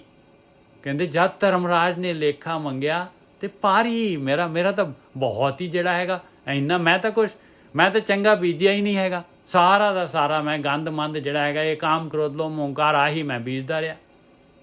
ਇਹ ਤਾਂ ਬਹੁਤ ਮੇਰਾ ਲੇਖਾ ਬਹੁਤ ਭਾਰੀ ਲੇਖਾ ਆ ਗਿਆ। ਧਰਮਰਾਏ ਜਬ ਲੇਖਾ ਮੰਗੇ ਬਾਕੀ ਨਿਕਸੀ ਭਾਰੀ, ਪੰਚ ਕਿਰਸਾਨਵਾ ਭਾਗ ਗਏ ਲੈ ਬਾਂਧਿਓ ਜਿਉ ਦਰਬਾਰੀ। ਕਹਿੰਦੇ ਪੰਜ ਦੇ ਪੰਜ ਕਿਰਸਾਨ ਜਿਹੜੇ ਸੀਗੇ ਆ ਉੱਪਰ ਦੱਸੇ ਸੀ, ਕਹਿੰਦੇ ਪਾਸੇ ਹੋ ਗਏ ਔਰ ਜਿਉ ਜਿਹੜਾ ਹੈਗਾ ਉਹ ਜੀਵ ਜਿਹੜਾ ਹੈਗਾ ਉਹ ਬੰਨਿਆ ਗਿਆ ਉੱਥੇ। ਚੱਲ ਭਾਈ ਤੂੰ ਆ ਜੂਨਾਂ ਦੇ ਵਿੱਚ ਚੱਲ। ਹੁਣ ਪੂਰਾ ਸ਼ਬਦ ਆਖਰੀ ਲਾਈਨ, ਕਹੇ ਕਬੀਰ ਸੁਨੋ ਰੇ ਸੰਤੋ ਖੇਤ ਹੀ ਕਰੋ ਨਿਬੇਰਾ। ਦੇਖੋ ਸੰਤਾਂ ਨੂੰ ਐਡਰੈਸ ਕਰ ਰਹੇ ਆ, ਹੇ ਸੰਤੋ, ਹੇ ਸਾਧਨਾ ਕਰਨ ਵਾਲਿਓ, ਹੇ ਸਾਧੂਓ, ਹੇ ਨਾਮ ਅਭਿਆਸੀਓ, ਹੇ ਗਿਆਨ ਲੈਣ ਵਾਲਿਓ। ਕਹੇ ਕਬੀਰ ਸੁਨੋ ਰੇ ਸੰਤੋ ਖੇਤ ਹੀ ਕਰੋ ਨਿਬੇਰਾ। ਆ ਖੇਤ ਮਿਲਿਆ ਹੋਇਆ ਆ, ਆ ਮਨੁੱਖ ਸਰੀਰ ਮਿਲਿਆ ਹੋਇਆ ਆ, ਆ ਦੇਹੀ ਗਾਂਵ ਤੁਹਾਨੂੰ ਮਿਲਿਆ ਹੋਇਆ ਹੈ, ਇਹਦੇ ਵਿੱਚ ਹੀ ਆਪਣਾ ਲੇਖਾ ਨਿਬੇੜ ਲਓ ਭਾਈ। ਇਹ ਚਾਂਸ ਮਿਲਿਆ ਲੇਖਾ ਨਿਬੇੜਨ ਵਾਸਤੇ। ਜਨਮਾਂ ਜਨਮਾਂ ਦਾ ਲੇਖਾ ਨਿਬੜ ਸਕਦਾ ਹੈ। ਗੁਰ ਕਾ ਸ਼ਬਦ ਕਾਟੇ ਕੋਟ ਕਰਮ। ਕਹੇ ਕਬੀਰ सुनो रे संतो खेत ही करो निबेरा। अब की बार बख्श बंदे को बहुर ना पौजले फेरा। हे मेरे मालका, हे मेरे मालका, हे मेरे मालका, तेरी मदद भी चाहिए मालका, तेरी मदद भी चाहिए। आखिरी होए मेरा, कबीर जी कह रहे हैं मालका ये आखिरी होए मेरा सफ़र दा आखिरी डंडा जिहड़ा हैगा, आखिरी सफ़र होना चाहिए मालका। बख्श ला बख्श ला बख्श ला। दोबारा मैनू नहीं पौजल चाहिए, दोबारा मैनू नहीं जन्म मरण का गेड़ा चाहिए। हाँ जी वीर जी। तो को बोलो सच्चो उरे सब कुछ।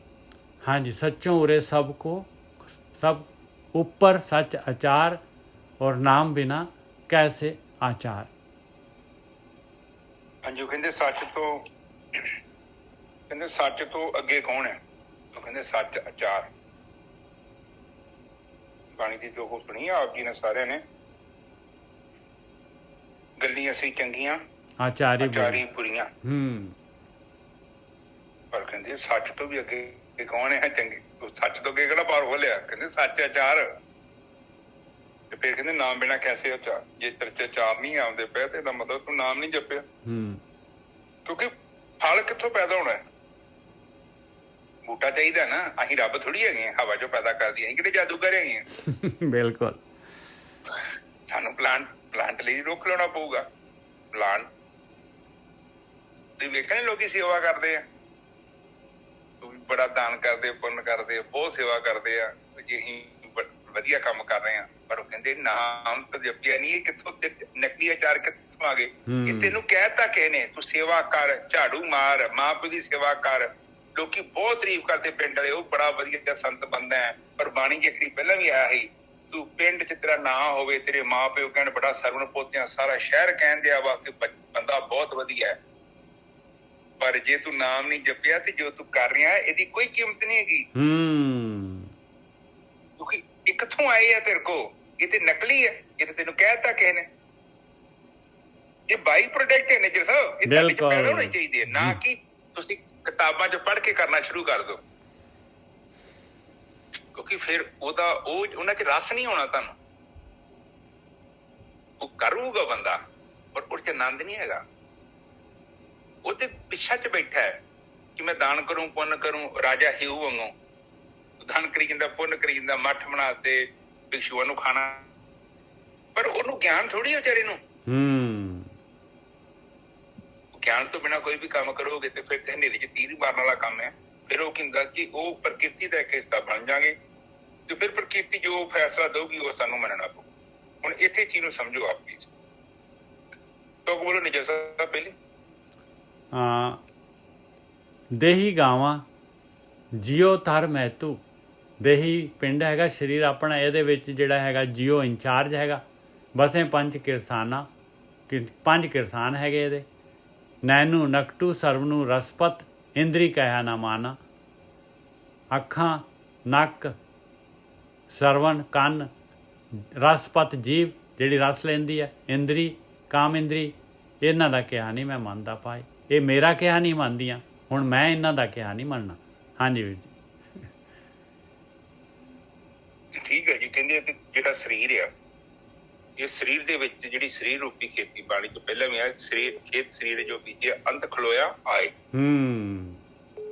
ਜੋ ਖੇਤ ਸਰੀਰ ਰੂਪੀ ਖੇਤ ਜੇ ਜੋ ਤੂੰ ਬੀਜਦਾ ਉਹਨੇ ਉਗਣਾ। ਹੁਣ ਇੱਥੇ ਕਹਿੰਦੇ 5 ਕਿਸਾਨ ਬੈਠੇ ਹੋਏ ਨੇ ਆਲਰੇਡੀ ਇਨ ਦ ਲਾਈਨ, ਦੇ ਰੈਡੀ ਟੂ ਕਰਮ ਬੀਜਦੇ ਨੇ। ਉਹ ਜਿੱਦਾਂ ਕਲੈਂਡ ਦੇ ਵਿੱਚ 5 ਬੰਦੇ ਖਲੋਤੇ ਹੋਣ, ਪਹਿਲਾਂ ਹੀ ਬਾਰੀ ਦੇ ਵਿੱਚ ਕੋਈ ਕੰਮ, ਟਿਕਟ ਮਿਲਣੀ ਹੋਵੇ, ਤਤਕਾਲ ਦੀ ਟਿਕਟ ਕਰਾਉਣੀ ਹੋਵੇ, ਜਾਂ ਤੁਸੀਂ ਬਿਜਲੀ ਦਾ ਬਿੱਲ ਤਾਰਨਾ, ਜਾਂ ਕੋਈ ਚੀਜ਼ ਲੈਣੀ ਆ, 5 ਬੰਦੇ ਪਹਿਲਾਂ ਉੱਥੇ ਖਲੋਤੇ ਆ। ਉਹ ਕਹਿੰਦੇ ਪਹਿਲਾਂ ਅਸੀਂ ਕੰਮ ਕਰਾਂਗੇ। ਜੇ 5 ਤੇ ਕਹਿੰਦੇ ਤੁਹਾਡੇ ਸਰੀਰ ਤੇ ਪਹਿਲਾਂ ਹੀ ਖਲੋਤੇ ਹੋਏ ਨੇ, ਰੈਡੀ, ਆਲਵੇਜ਼ ਰੈਡੀ। ਹੁਣ ਤੁਸੀਂ ਕੋਈ ਕੰਮ ਕਰਾਉਣਾ ਹੈ ਤੇ ਪਹਿਲਾਂ ਤੁਹਾਨੂੰ ਕਰਨ ਦੇਣਗੇ ਅਗਲੇ। ਉਹ ਕਹਿੰਦੇ ਪਹਿਲਾਂ ਅਸੀਂ ਕਰਾਂਗੇ। ਛੇਵੇਂ ਦੀ ਤੇ ਵਾਰੀ ਆਉਣ ਨਹੀਂ ਦਿੰਦੇ। ਹੁਣ ਜਦ ਤੱਕ ਛੇਵਾਂ ਕੰਮ ਨਹੀਂ ਕਰੂਗਾ ਤਦ ਤੱਕ ਮੁਕਤੀ ਹੋਣੀ ਨਹੀਂ। ਪੰਜ ਹੀ ਪਹਿਲਾਂ ਬੈਠੇ ਆ, ਔਰ ਪੰਜ ਤੁਸੀਂ ਕੱਢ ਕੇ ਵੇਖ ਲਓ, ਉਹ ਜਿਹੜਾ ਅੱਗੋਂ ਹੱਲ ਜੇ ਕਰਕੇ ਹਿੱਲਦਾ ਵੀ ਆ ਤੇ ਉਹ ਪਿੱਛੇ ਲੱਗ ਜਾਂਦਾ ਲਾਈਨ ਦੇ ਵਿੱਚ, ਉਹ ਫਿਰ ਪੰਜਵੀਂ ਲਾਈਨ ਚ ਖਲੋਤਾ ਹੁੰਦਾ, ਪੰਜਵੇਂ ਨੰਬਰ ਤੇ। ਉਸ ਤੋਂ ਪਹਿਲਾਂ ਚਾਰ ਬੈਠੇ ਨੇ। ਇਸੇ ਤਰ੍ਹਾਂ ਜੀਵਨ ਲੰਘ ਜਾਂਦਾ ਬੰਦੇ ਦਾ ਸਾਰਾ ਜੀਵਨ। ਬਿਲਕੁਲ ਸਹੀ ਗੱਲ ਹੈ, ਬਿਲਕੁਲ ਸਹੀ ਗੱਲ ਹੈ। ਉਹੀ ਘੁੰਮ ਘੁੰਮ ਅੱਗੇ ਪਿੱਛੇ। ਔਰ ਫਿਰ ਕਹਿੰਦੇ ਕਿ ਐਸੇ ਘਰ ਹਮ ਬਹੁਤ ਬਸਾਏ ਕਿ ਜਿਹੜੇ ਪੰਜਾਂ ਕਿਸਾਨਾਂ ਤੋਂ ਪਤਾ ਨਹੀਂ ਮੈਂ ਕਿੰਨੀ ਖੇਤੀ ਕਰਾਈ ਹੈ ਪਹਿਲਾਂ। ਬਹੁਤ ਹੈ, ਬਿਲਕੁਲ ਸਹੀ ਹੈ। ਇਹ ਛੱਡਦੇ ਨਹੀਂ ਹੈ, ਕਿਸਾਨ ਬੜੇ ਖਤਰਨਾਕ ਨੇ, ਇਹ ਪਰਮਾਤਮਾ ਨੇ ਪਾਏ। ਔਰ ਇਹਨਾਂ ਕਿਸਾਨਾਂ ਦਾ ਵਜੂਦ ਪਤਾ ਕੀ ਆ? ਇੱਕ ਆਇਆ ਆਕਾਸ਼ ਤੋਂ, ਹਉਮੈ ਏਡਾ ਆਕਾਸ਼ ਵੱਡਾ ਹੈ, ਇੱਕ ਧਰਤੀ ਤੋਂ ਆਇਆ ਹੈ, ਇੱਕ ਪਾਣੀ ਤੋਂ ਆਇਆ ਹੈ, ਇੱਕ ਅਗਨੀ ਤੋਂ ਆਇਆ ਹੈ, ਇੱਕ ਪਵਨ ਤੋਂ ਆਇਆ ਹੈ। ਇਹ ਪੰਜ ਕਿਸਾਨ ਕਿਤੇ ਮਾੜੇ ਮੋਟੇ ਆ, ਔਰ ਇਹਨਾਂ ਵਿੱਚੋਂ ਲੰਘ ਕੇ ਬ੍ਰਹਮ ਕੋ ਪਹੁੰਚ ਜਾਣਾ ਕਿੰਨੀ ਵੱਡੀ ਗੱਲ ਹੈ, ਕਿਤੇ ਮਜ਼ਾਕ ਹੈ। ਇਸ ਦੇ ਲਈ ਕਹਿੰਦੇ ਕੋਟਨ ਮੇ ਇੱਕ ਨਿਕਲਦਾ। ਇਸ ਕਰਕੇ ਪ੍ਰਕਿਰਤੀ ਦਾ ਨਿਯਮ ਹੈ, ਉੱਥੇ ਤੁਸੀਂ ਜਿਹੜੀ ਵੀ ਚੀਜ਼ ਮੰਗੀ ਤੁਹਾਨੂੰ ਮਿਲ ਜਾਣੀ ਹੈ। ਜੇ ਤੁਸੀਂ ਮਾਇਆ ਮੰਗੀ ਤਾਂ ਮਾਇਆ ਮਿਲ ਜਾਣੀ ਹੈ, ਤੇ ਜੇ ਰੱਬ ਮੰਗਿਆ ਤਾਂ ਰੱਬ ਮਿਲ ਜਾਣਾ ਹੈ। ਪਰ ਇੱਛਾ ਧਾਰੀ ਆ ਆਪਾਂ ਇੱਛਾ ਨਹੀਂ ਕਰਾਂਗੇ ਤੇ ਕੁਛ ਨਹੀਂ ਹੋਊਗਾ। ਹੁਣ ਇੱਥੇ ਜਿਮ ਦੀ ਕਿਤਾਬ ਮੈਂ ਲੈ ਆਵਾਂ, ਉੱਥੇ ਡੋਲੇ ਬਣ ਜਾਂਦੇ ਨੇ, ਲੱਤਾਂ ਏਡੀਆਂ ਮੋਟੀਆਂ ਹੋ ਜਾਂਦੀਆਂ ਨੇ। ਜੇ ਮੈਂ 300 ਬੈਠਕ ਮਾਰਾਂ ਤੇ ਮੇਰੇ 6 ਮਹੀਨਿਆਂ ਚ ਪੱਟ ਬੜੇ ਵੱਡੇ ਵੱਡੇ ਹੋ ਜਾਣਗੇ। ਤੇ ਜੇ ਮੈਂ ਰੋਜ਼ ਦਾ ਇੰਨੀ ਦੌੜ ਲਾਵਾਂ ਤੇ ਮੇਰਾ ਸਰੀਰ ਬੜਾ ਵਧੀਆ ਹੋ ਜਾਊਗਾ, ਮੈਨੂੰ ਬਿਮਾਰੀਆਂ ਤੋਂ ਮੁਕਤੀ ਮਿਲ ਜੂਗੀ। ਜੇ ਮੈਂ ਹਰੀਆਂ ਸਬਜ਼ੀਆਂ ਖਾਊਂਗਾ ਮੇਰੀਆਂ ਅੱਖਾਂ ਠੀਕ ਹੋ ਜਾਣਗੀਆਂ, ਮੇਰਾ ਸਰੀਰ ਠੀਕ ਹੋ ਜਾਊਗਾ। ਪਰ ਜਿੱਦਣ ਚਰਨਜੀਤ ਇਕੱਲਾ ਕਿਤਾਬਾਂ ਹੀ ਪੜ੍ਹ ਕੇ ਬੈਠਾ ਰਿਹਾ, ਫੀਲਿੰਗ ਲੈਂਦਾ ਰਿਹਾ, ਤੇ ਚਰਨਜੀਤ ਨੂੰ ਕੁਛ ਨਹੀਂ ਜੋ ਮਿਲਣਾ। ਨਜਰ ਸਾਹਿਬ ਬਿਲਕੁਲ ਆਪਾਂ ਜਿਹੜੀ ਬਾਣੀ ਪੜ੍ਹਦੇ ਆ ਉਹ ਬਸ ਮੈਨੂੰ ਹੀ ਆ, ਕਿਤਾਬਾਂ ਪੜ੍ਹੀ ਜਾਂਦੇ ਆ ਆਪਾਂ। ਬਾਣੀ ਤਾਂ ਹੀ ਉਹ ਕਹਿੰਦੀ ਪੜ੍ਹ ਗੱਡੇ ਲੱਗੀ ਹੈ, ਕਿਉਂਕਿ ਤੂੰ ਵਿਚਾਰ ਤੇ ਵੇਖੇ ਨਹੀਂ। ਕਿਉਂਕਿ ਇਕੱਲੇ ਜਿਮ ਦੇ ਬਾਰੇ ਪੜ੍ਹਨ ਦੇ ਨਾਲ, ਐਕਸਰਸਾਈਜ਼ ਦੇ ਪੜ੍ਹਨ ਦੇ ਨਾਲ ਤੈਨੂੰ ਕੁਛ ਵੀ ਨਹੀਂ ਪ੍ਰਾਪਤ ਹੋਣਾ। ਉਹ ਜਿਹੜੀ ਐਕਸਰਸਾਈਜ਼ ਦੱਸੀ ਹੈ ਗੁਰੂਆਂ ਨੇ, ਬ੍ਰਹਮ ਗਿਆਨੀਆਂ ਨੇ, ਉਹ ਕਰਨੀ ਪੈਣੀ ਹੈ ਤੈਨੂੰ। ਤਿੰਨ ਤੇ ਮਾਰਗ ਨੇ, ਗਿਆਨ ਮਾਰਗ, ਭਗਤੀ ਮਾਰਗ ਤੇ ਕਰਮ ਮਾਰਗ। ਪਰ ਇਹ ਗੱਲ ਹੈਗੀ, ਇਹ ਤਿੰਨੇ ਰਕਸ਼ੇ ਦੇ ਟਾਇਰ ਨੇ। ਬਿਲਕੁਲ ਸਹੀ ਗੱਲ ਆ। ਰਕਸ਼ਾ ਚੱਲਣਾ ਹੀ ਨਹੀਂ ਜੇ ਇੱਕ ਵੀ ਟਾਇਰ ਹਟਾ ਦਿੱਤਾ ਤੇ। ਆਹੋ, ਜਿਹਦਾ ਟਾਇਰ ਕੱਢ ਕੇ ਵੇਖ ਲਿਓ ਤੁਸੀਂ, ਮੈਨੂੰ ਨਹੀਂ ਯਕੀਨ ਆਉਂਦਾ, ਤੁਸੀਂ ਰਕਸ਼ੇ ਦੇ ਲਾਗੇ ਜਾ ਕੇ ਇੱਕ ਟਾਇਰ ਲਾ ਕੇ ਵੇਖ ਲਿਓ, ਰਕਸ਼ਾ ਜਿਹੜਾ 1 ਇੰਚ ਨਹੀਂ ਅੱਗੇ ਹੋਊਗਾ, ਭਾਵੇਂ ਜਿਹਨੇ ਮਰਜ਼ੀ ਟਾਇਰ ਮਾਰ ਲਿਓ। ਨਾਲੇ ਬੰਦੇ ਜਿਹੜੇ ਬੈਠੇ ਆ ਉਹ ਡਿੱਗ ਪੈਣਗੇ ਥੱਲੇ। ਉਹਦੇ ਡਿੱਗਣੇ ਉੱਤੇ ਹੀ ਰਹਿ ਜਾਣਗੇ। ਸੋ ਇਹ ਚੀਜ਼ ਨੂੰ ਵਿਚਾਰ ਕਰੋ, ਠੀਕ ਹੈ। ਹੁਣ ਇਹ ਜਿਹੜੇ ਪੰਜ ਕਿਸਾਨ ਆ, ਹੁਣ ਚਰਨਜੀਤ ਕੀ ਚਾਹੁੰਦਾ ਹੈ? ਇਹਨਾਂ ਪੰਜਾਂ ਕਿਸਾਨਾਂ ਤੋਂ ਕੰਮ ਨਾ ਕਰਾਇਆ ਜਾਵੇ। ਫਿਰ ਚਰਨਜੀਤ ਨੂੰ ਹਿੰਮਤ ਕਰਨੀ ਪਊ। ਨਹੀਂ, ਪੰਜ ਕਿਸਾਨਾਂ ਤੋਂ ਕੰਮ ਕਰਾਇਆ ਜਾਏ, ਪਰ ਕੰਮ ਜਿਹੜਾ ਹੈਗਾ ਧਿਆਨ ਸਿਮਰਨ ਵਾਲਾ ਕਰਾਇਆ ਜਾਏ। ਮੈਂ ਤਾਂ ਕਹਿੰਦਾ ਨਿੱਜਰ ਸਾਹਿਬ, ਜਿਹੜਾ ਸਾਡੇ ਅੰਦਰ ਚੇਤਨਾ ਬੈਠੀ ਆ, ਕੰਮ ਉਹ ਤੋਂ ਕਰਾਇਆ ਜਾਵੇ। ਅੱਗੇ ਬੇਹੋਸ਼ੀ ਚ ਨਾ ਕੰਮ ਕੀਤਾ ਜਾਵੇ, ਹੋਸ਼ ਚ ਕੰਮ ਕੀਤਾ ਜਾਵੇ ਕਿ ਜਿਹੜਾ ਮੈਂ ਕੰਮ ਕਰ ਰਿਹਾ ਅਸਲ ਦੇ ਵਿੱਚ ਕੀ, ਉਹਦੀ ਪ੍ਰਾਪਤੀ ਕੀ ਹੈ, ਜੋ ਵੀ ਮੈਂ ਕਰ ਰਿਹਾ। ਜੋ ਤੁਸੀਂ ਨਾ ਸੋਚੋਗੇ, ਵਿਚਾਰੋਗੇ, ਤੇ ਫਿਰ ਕੀ ਹੋਊਗਾ? ਜਿਹੜੇ ਪੰਜਾਂ ਦੇ ਵਿੱਚ ਜਿਹੜਾ ਬਿਜਨਸ ਹੋ ਰਿਹਾ ਸੀ ਉਹ ਬੰਦ ਹੋ ਜਾਏ। ਤੇ ਰਾਤ ਨੂੰ ਸੌਣ ਤੋਂ ਪਹਿਲਾਂ ਤੁਸੀਂ ਦੇਖ ਲਓ, ਆਪਣੀ ਨਜ਼ਰ ਮਾਰੋ ਸਾਰੇ ਦਿਨ ਦੀ। ਜ਼ਿਆਦਾ ਲੰਮੀ ਕਹਾਣੀ ਨਾ ਪਾਇਓ, ਕਿਤੇ ਪਿੱਛੇ ਨਾ ਚੱਲ ਜਾਓ ਬਹੁਤਾ ਕਿ ਪਹਿਲਾਂ 10 ਸਾਲ 15 ਸਾਲ ਪਹਿਲਾਂ ਕੀਤਾ, ਉਹ ਤੇ ਬਕਵਾਸ ਹੈਗਾ, ਉਹਦਾ ਕੋਈ ਫਾਇਦਾ ਨਹੀਂ ਗਾ। ਕੇਵਲ ਅੱਜ ਦਾ ਦਿਨ ਕੀ ਕੀਤਾ ਉਹ ਵੇਖਣਾ, ਕੱਲ ਦਾ ਵੀ ਨਹੀਂ ਵੇਖਣਾ। ਅੱਜ ਮੈਂ ਸਾਰਾ ਦਿਨ ਕਿੱਦਾਂ ਬਤੀਤ ਕੀਤਾ। ਜਿਹੜੇ ਪੰਜ ਹੈਗੇ ਸੀ ਚੌਧਰੀ ਕਿਸਾਨ, ਉਹਨਾਂ ਤੋਂ ਮੈਂ ਕਿੰਨਾ ਕੁ ਕੰਮ ਲਿਆ? ਕੀ ਉਹਨਾਂ ਕਿਸਾਨਾਂ ਨੂੰ ਮੈਂ ਖੇਤੀ ਕਰਨ ਤੋਂ ਰੋਕਿਆ ਵੀ ਸੀ ਜੇ ਨਹੀਂ?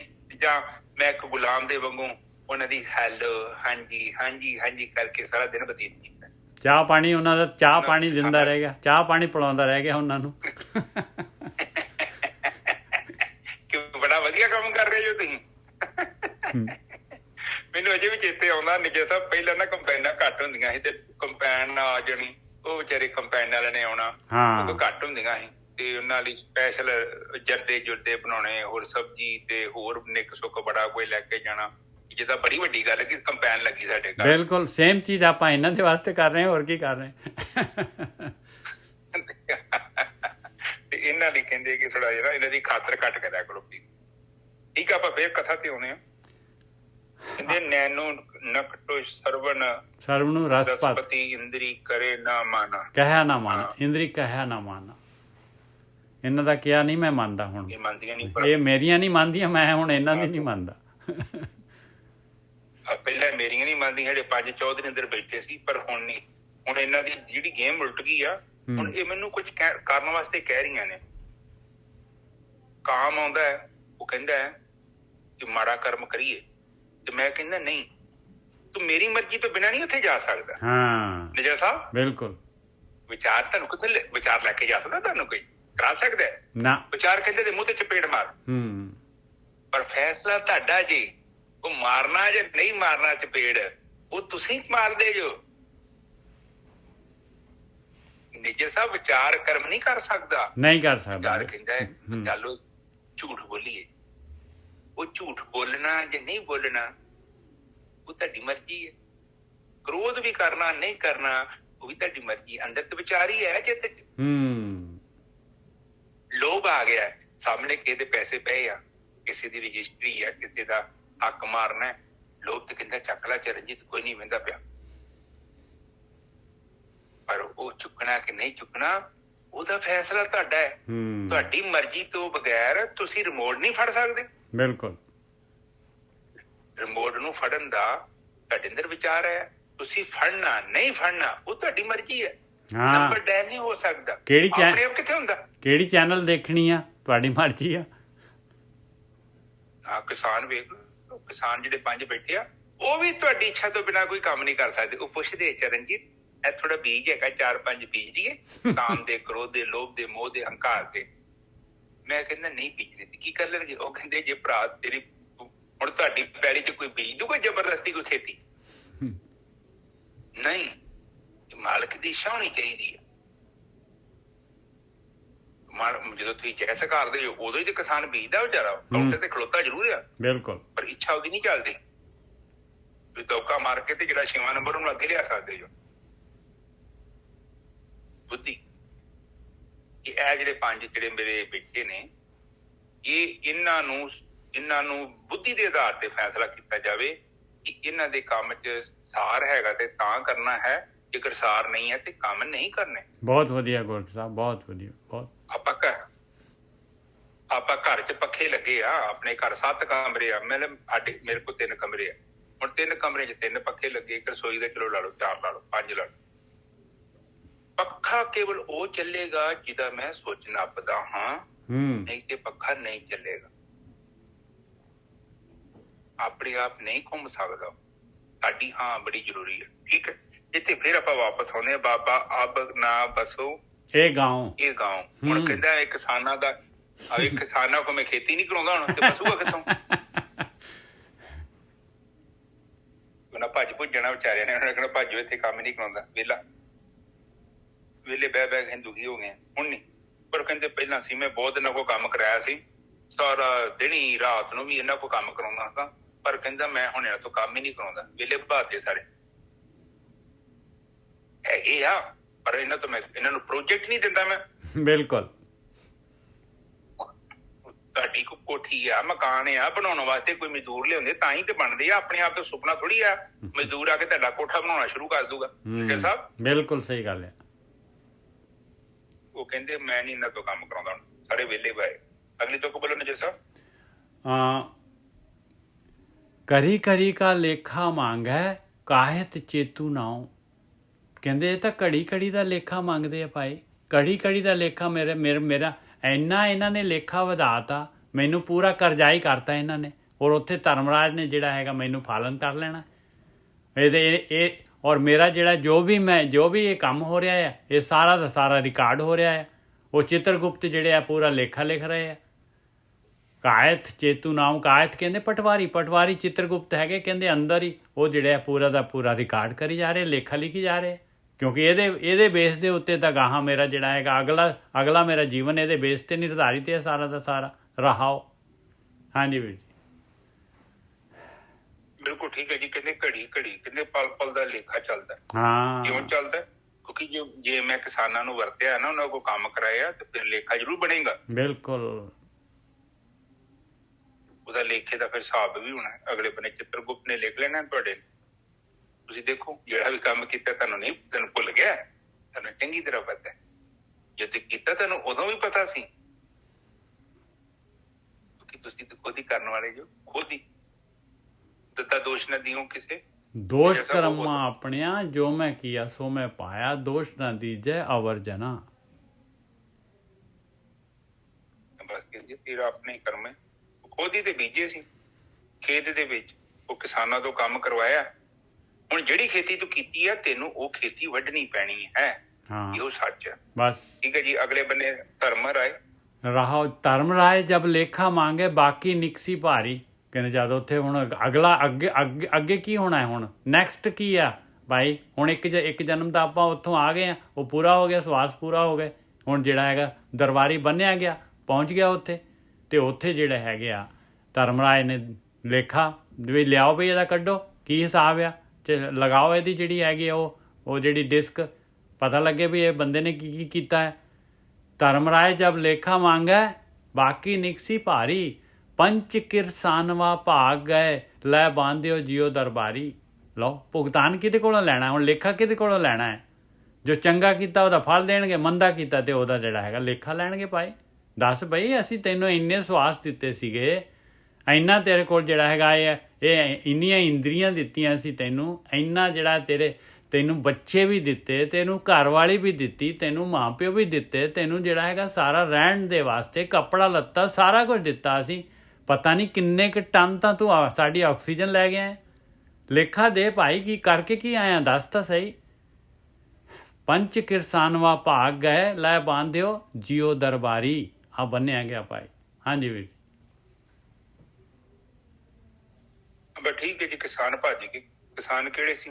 ਇਹ ਇੱਥੇ ਕਿਸਾਨ ਇਹੋ ਹੀ ਧਰਤੀ ਸੀ, ਆਕਾਸ਼ ਸੀ, ਪਵਨ ਸੀ ਤੇ ਅਗਨ ਸੀ।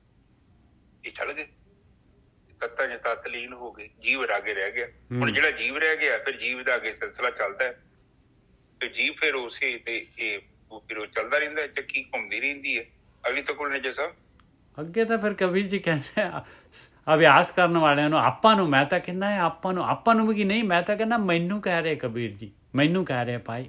ਕਹੇ ਕਬੀਰ ਸੁਨੋ ਰੇ ਸੰਤੋ ਸੁਣ ਲਓ। ਇਹ ਸੰਤੋ ਸਾਧਨਾ ਕਰਨ ਵਾਲਿਓ, ਇਹ ਗਿਆਨ ਲੈਣ ਵਾਲਿਓ, ਇਹ ਸੀਰੀਅਸ ਹੋ ਜਾਓ। ਇਹ ਸੀਰੀਅਸ ਹੋ ਇਸ ਗੱਲ ਦੇ ਉੱਤੇ। ਖੇਤ ਹੀ ਕਰੋ ਨਿਬੇਰਾ। ਇੱਥੇ ਹੀ ਆਹ ਬਾਰੀ ਮਿਲੀ ਹੋਈ ਹੈ, ਮਨੁੱਖਾ ਸਰੀਰ ਮਿਲਿਆ, ਖੇਤ ਮਿਲਿਆ ਹੋਇਆ, ਇੱਥੇ ਹੀ ਨਿਬੇਰਾ ਕਰ ਲਓ, ਬੀਜ ਲਓ ਨਾਮ ਨੂੰ। अब की बार बख्श बंदे को बौहर ना पौजल फेरा। हे मेरे मालका, ਐਤਕੀ ਆ ਬਾਰੀ ਜਿਹੜੀ ਹੈਗੀ ਇਸੇ ਦੇ ਵਿੱਚ ਤੂੰ ਵੀ ਮਦਦ ਕਰ ਦੇ ਮਾਲਕਾ, ਤੇ ਬਖਸ਼ ਤੇ ਦੁਬਾਰਾ ਜਿਹੜਾ ਹੈਗਾ ਇਹ ਸੰਸਾਰ ਸਮੁੰਦਰ ਦੇ ਵਿੱਚ ਨਾ ਭੇਜੀ ਮਾਲਕਾ। ਇਹ ਮੇਰੇ ਧਿਆਨ ਸਿਮਰਨ ਦੇ ਵਿੱਚ ਮੈਨੂੰ ਜਿਹੜਾ ਹੈਗਾ ਤੇਰੀ ਮਦਦ ਦੀ ਲੋੜ ਆ। ਤੇਰੀ ਮਦਦ ਤੋਂ ਬਗੈਰ ਜਿਹੜਾ ਹੈਗਾ ਇਹ ਕੰਮ ਸਿਰੇ ਨਹੀਂ ਚੜ੍ਹ ਸਕਦਾ। ਹਾਂਜੀ ਵੀਰ ਜੀ। ਬਸ ਠੀਕ ਹੈ ਜੀ। ਸਾਧ ਸੰਗਤ ਜੀ, ਜਦੋਂ ਕਿਸਾਨ ਜਿਹੜੇ ਹੈਗੇ ਨੇ ਉਹਨਾਂ ਤੋਂ ਖੇਤੀ ਆਪਾਂ ਨਹੀਂ ਕਰਾਉਂਦੇ, ਆਪਾਂ ਸੁੱਤਾ ਜੀਵਨ ਬਤੀਤ ਕਰਦੇ, ਬੰਦਗੀ ਕਰ ਕਰਕੇ ਉਸ ਪਰਮ ਸੱਤਾ ਨੂੰ ਜਾਣ ਲਿਆ, ਤੁਰੀਆ ਵਿੱਚ ਚਲ ਗਏ। ਜਦੋਂ ਤੁਰੀਆ ਚਲ ਗਏ ਫਿਰ ਤੁਹਾਡੇ ਖੇਤ 'ਚ ਬੜਾ ਔਖਾ ਬੀਜਣਾ, ਬਹੁਤ ਔਖਾ, ਬਹੁਤ ਜ਼ਿਆਦਾ ਔਖਾ। ਜਿਸ ਤਰ੍ਹਾਂ ਦੀਪਕ ਦੇ ਗਾੜੀ ਹਨੇਰਾ ਨਹੀਂ ਨਾ ਜਾ ਸਕਦਾ, ਉਸੇ ਹੀ ਤਰ੍ਹਾਂ ਤੁਰੀਆ ਅਵਸਥਾ ਦੇ ਵਿੱਚ ਆਉਗਣ ਪ੍ਰਵੇਸ਼ ਨਹੀਂ ਕਰ ਸਕਦਾ। ਬਸ ਇੱਕ ਸਿੰਪਲ ਜੀ ਗੱਲ ਹੈ, ਤੁਰੀਆ ਤੱਤ ਜਿਹੜਾ ਪਹੁੰਚ ਗਿਆ ਉਹੀ ਮੁਕਤ ਹੋ ਜਾਂਦਾ। ਪਹਿਲਾਂ ਜਾਣਾ, ਅਨੁਭਵ ਕਰਨਾ, ਫਿਰ ਸਥਿਰ ਹੋ ਜਾਣਾ। ਫਿਰ ਉਸਦੇ ਵਿੱਚ ਚਿੱਤ ਨਸ਼ਟ ਹੋ ਜਾਂਦਾ, ਮਨ ਨਸ਼ਟ ਹੋ ਜਾਂਦਾ, ਬੁੱਧੀ ਨਸ਼ਟ ਹੋ ਜਾਂਦੀ ਹੈ, ਵਿਵੇਕ ਗਿਆਨ ਪ੍ਰਗਟ ਹੋ ਜਾਂਦਾ। ਮਨ ਜਿਹੜਾ ਆਪਣੇ ਉਹ ਕੱਪੜੇ ਉਤਾਰ ਦਿੰਦਾ, ਫਿਰ ਉਹ ਇੱਕ ਸਾਧੂ ਵਾਲੇ ਕੱਪੜੇ ਪਾ ਲੈਂਦਾ ਔਰ ਇੱਕ ਸੁਥਰਾ ਜੀਵਨ ਬਤੀਤ ਕਰਦਾ। ਬੁੱਧੀ ਜਿਹੜੀ ਵਿਵੇਕ ਹੋ ਜਾਂਦੀ ਹੈ। ਜਿਹੜਾ ਗਿਆਨ ਆ ਉਹ ਗਿਆਨ ਵੀ ਪਰਮ ਗਿਆਨ ਚ ਪਰਿਵਰਤਨ ਹੋ ਜਾਂਦਾ, ਫਿਰ ਬੰਦਾ ਮੁਕਤ ਹੋ ਜਾਂਦਾ। ਕਿਸੇ ਨੂੰ ਕੁਛ ਕਹਿਣ ਦੀ ਲੋੜ ਨਹੀਂ। ਕਿਸੇ ਬਾਬੇ ਨੇ ਤੁਹਾਡੇ ਲਈ ਕੁਛ ਨਹੀਂ ਕਰਨਾ। ਇਹ ਮਨ ਦਾ ਵਹਿਮ ਹੈ ਤੁਹਾਡਾ।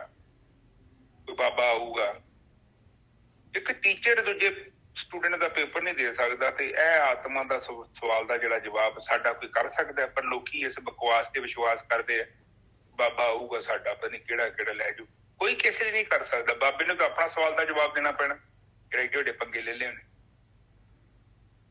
ਇਹ ਚੀਜ਼ ਦੇ ਵਿੱਚ ਜੇ ਧੋਖਾ ਦੇਣਾ ਆਪਣੇ ਆਪ ਨੂੰ, ਤੇ ਉਹਦੇ ਲਈ ਕੋਈ ਜ਼ਿੰਮੇਵਾਰ ਨਹੀਂ, ਅਸੀਂ ਖੁਦ ਜ਼ਿੰਮੇਵਾਰ। ਇਸ ਕਰਕੇ ਬਾਣੀ ਤੇ ਬਿਲਕੁਲ ਹੀ ਆਪਾਂ ਨੂੰ ਵਾਰਨ ਕਰਦੀ। ਇਹ ਕਿਸਾਨ ਆ ਤੂੰ, ਤੇਰੇ ਅੰਦਰ ਕਿਸਾਨ ਹੈਗੇ ਆ, ਉਹਨਾਂ ਤੋਂ ਜੇਕਰ ਤੂੰ ਖੇਤੀ ਕਰਾਈ ਹੈ ਨਾ, ਭਾਵੇਂ ਕੋਈ ਵੀ ਤੇਰੇ ਲਾਗੇ ਆ ਜੇ, ਤੈਨੂੰ ਬਚਾ ਨਹੀਂ ਸਕਦਾ।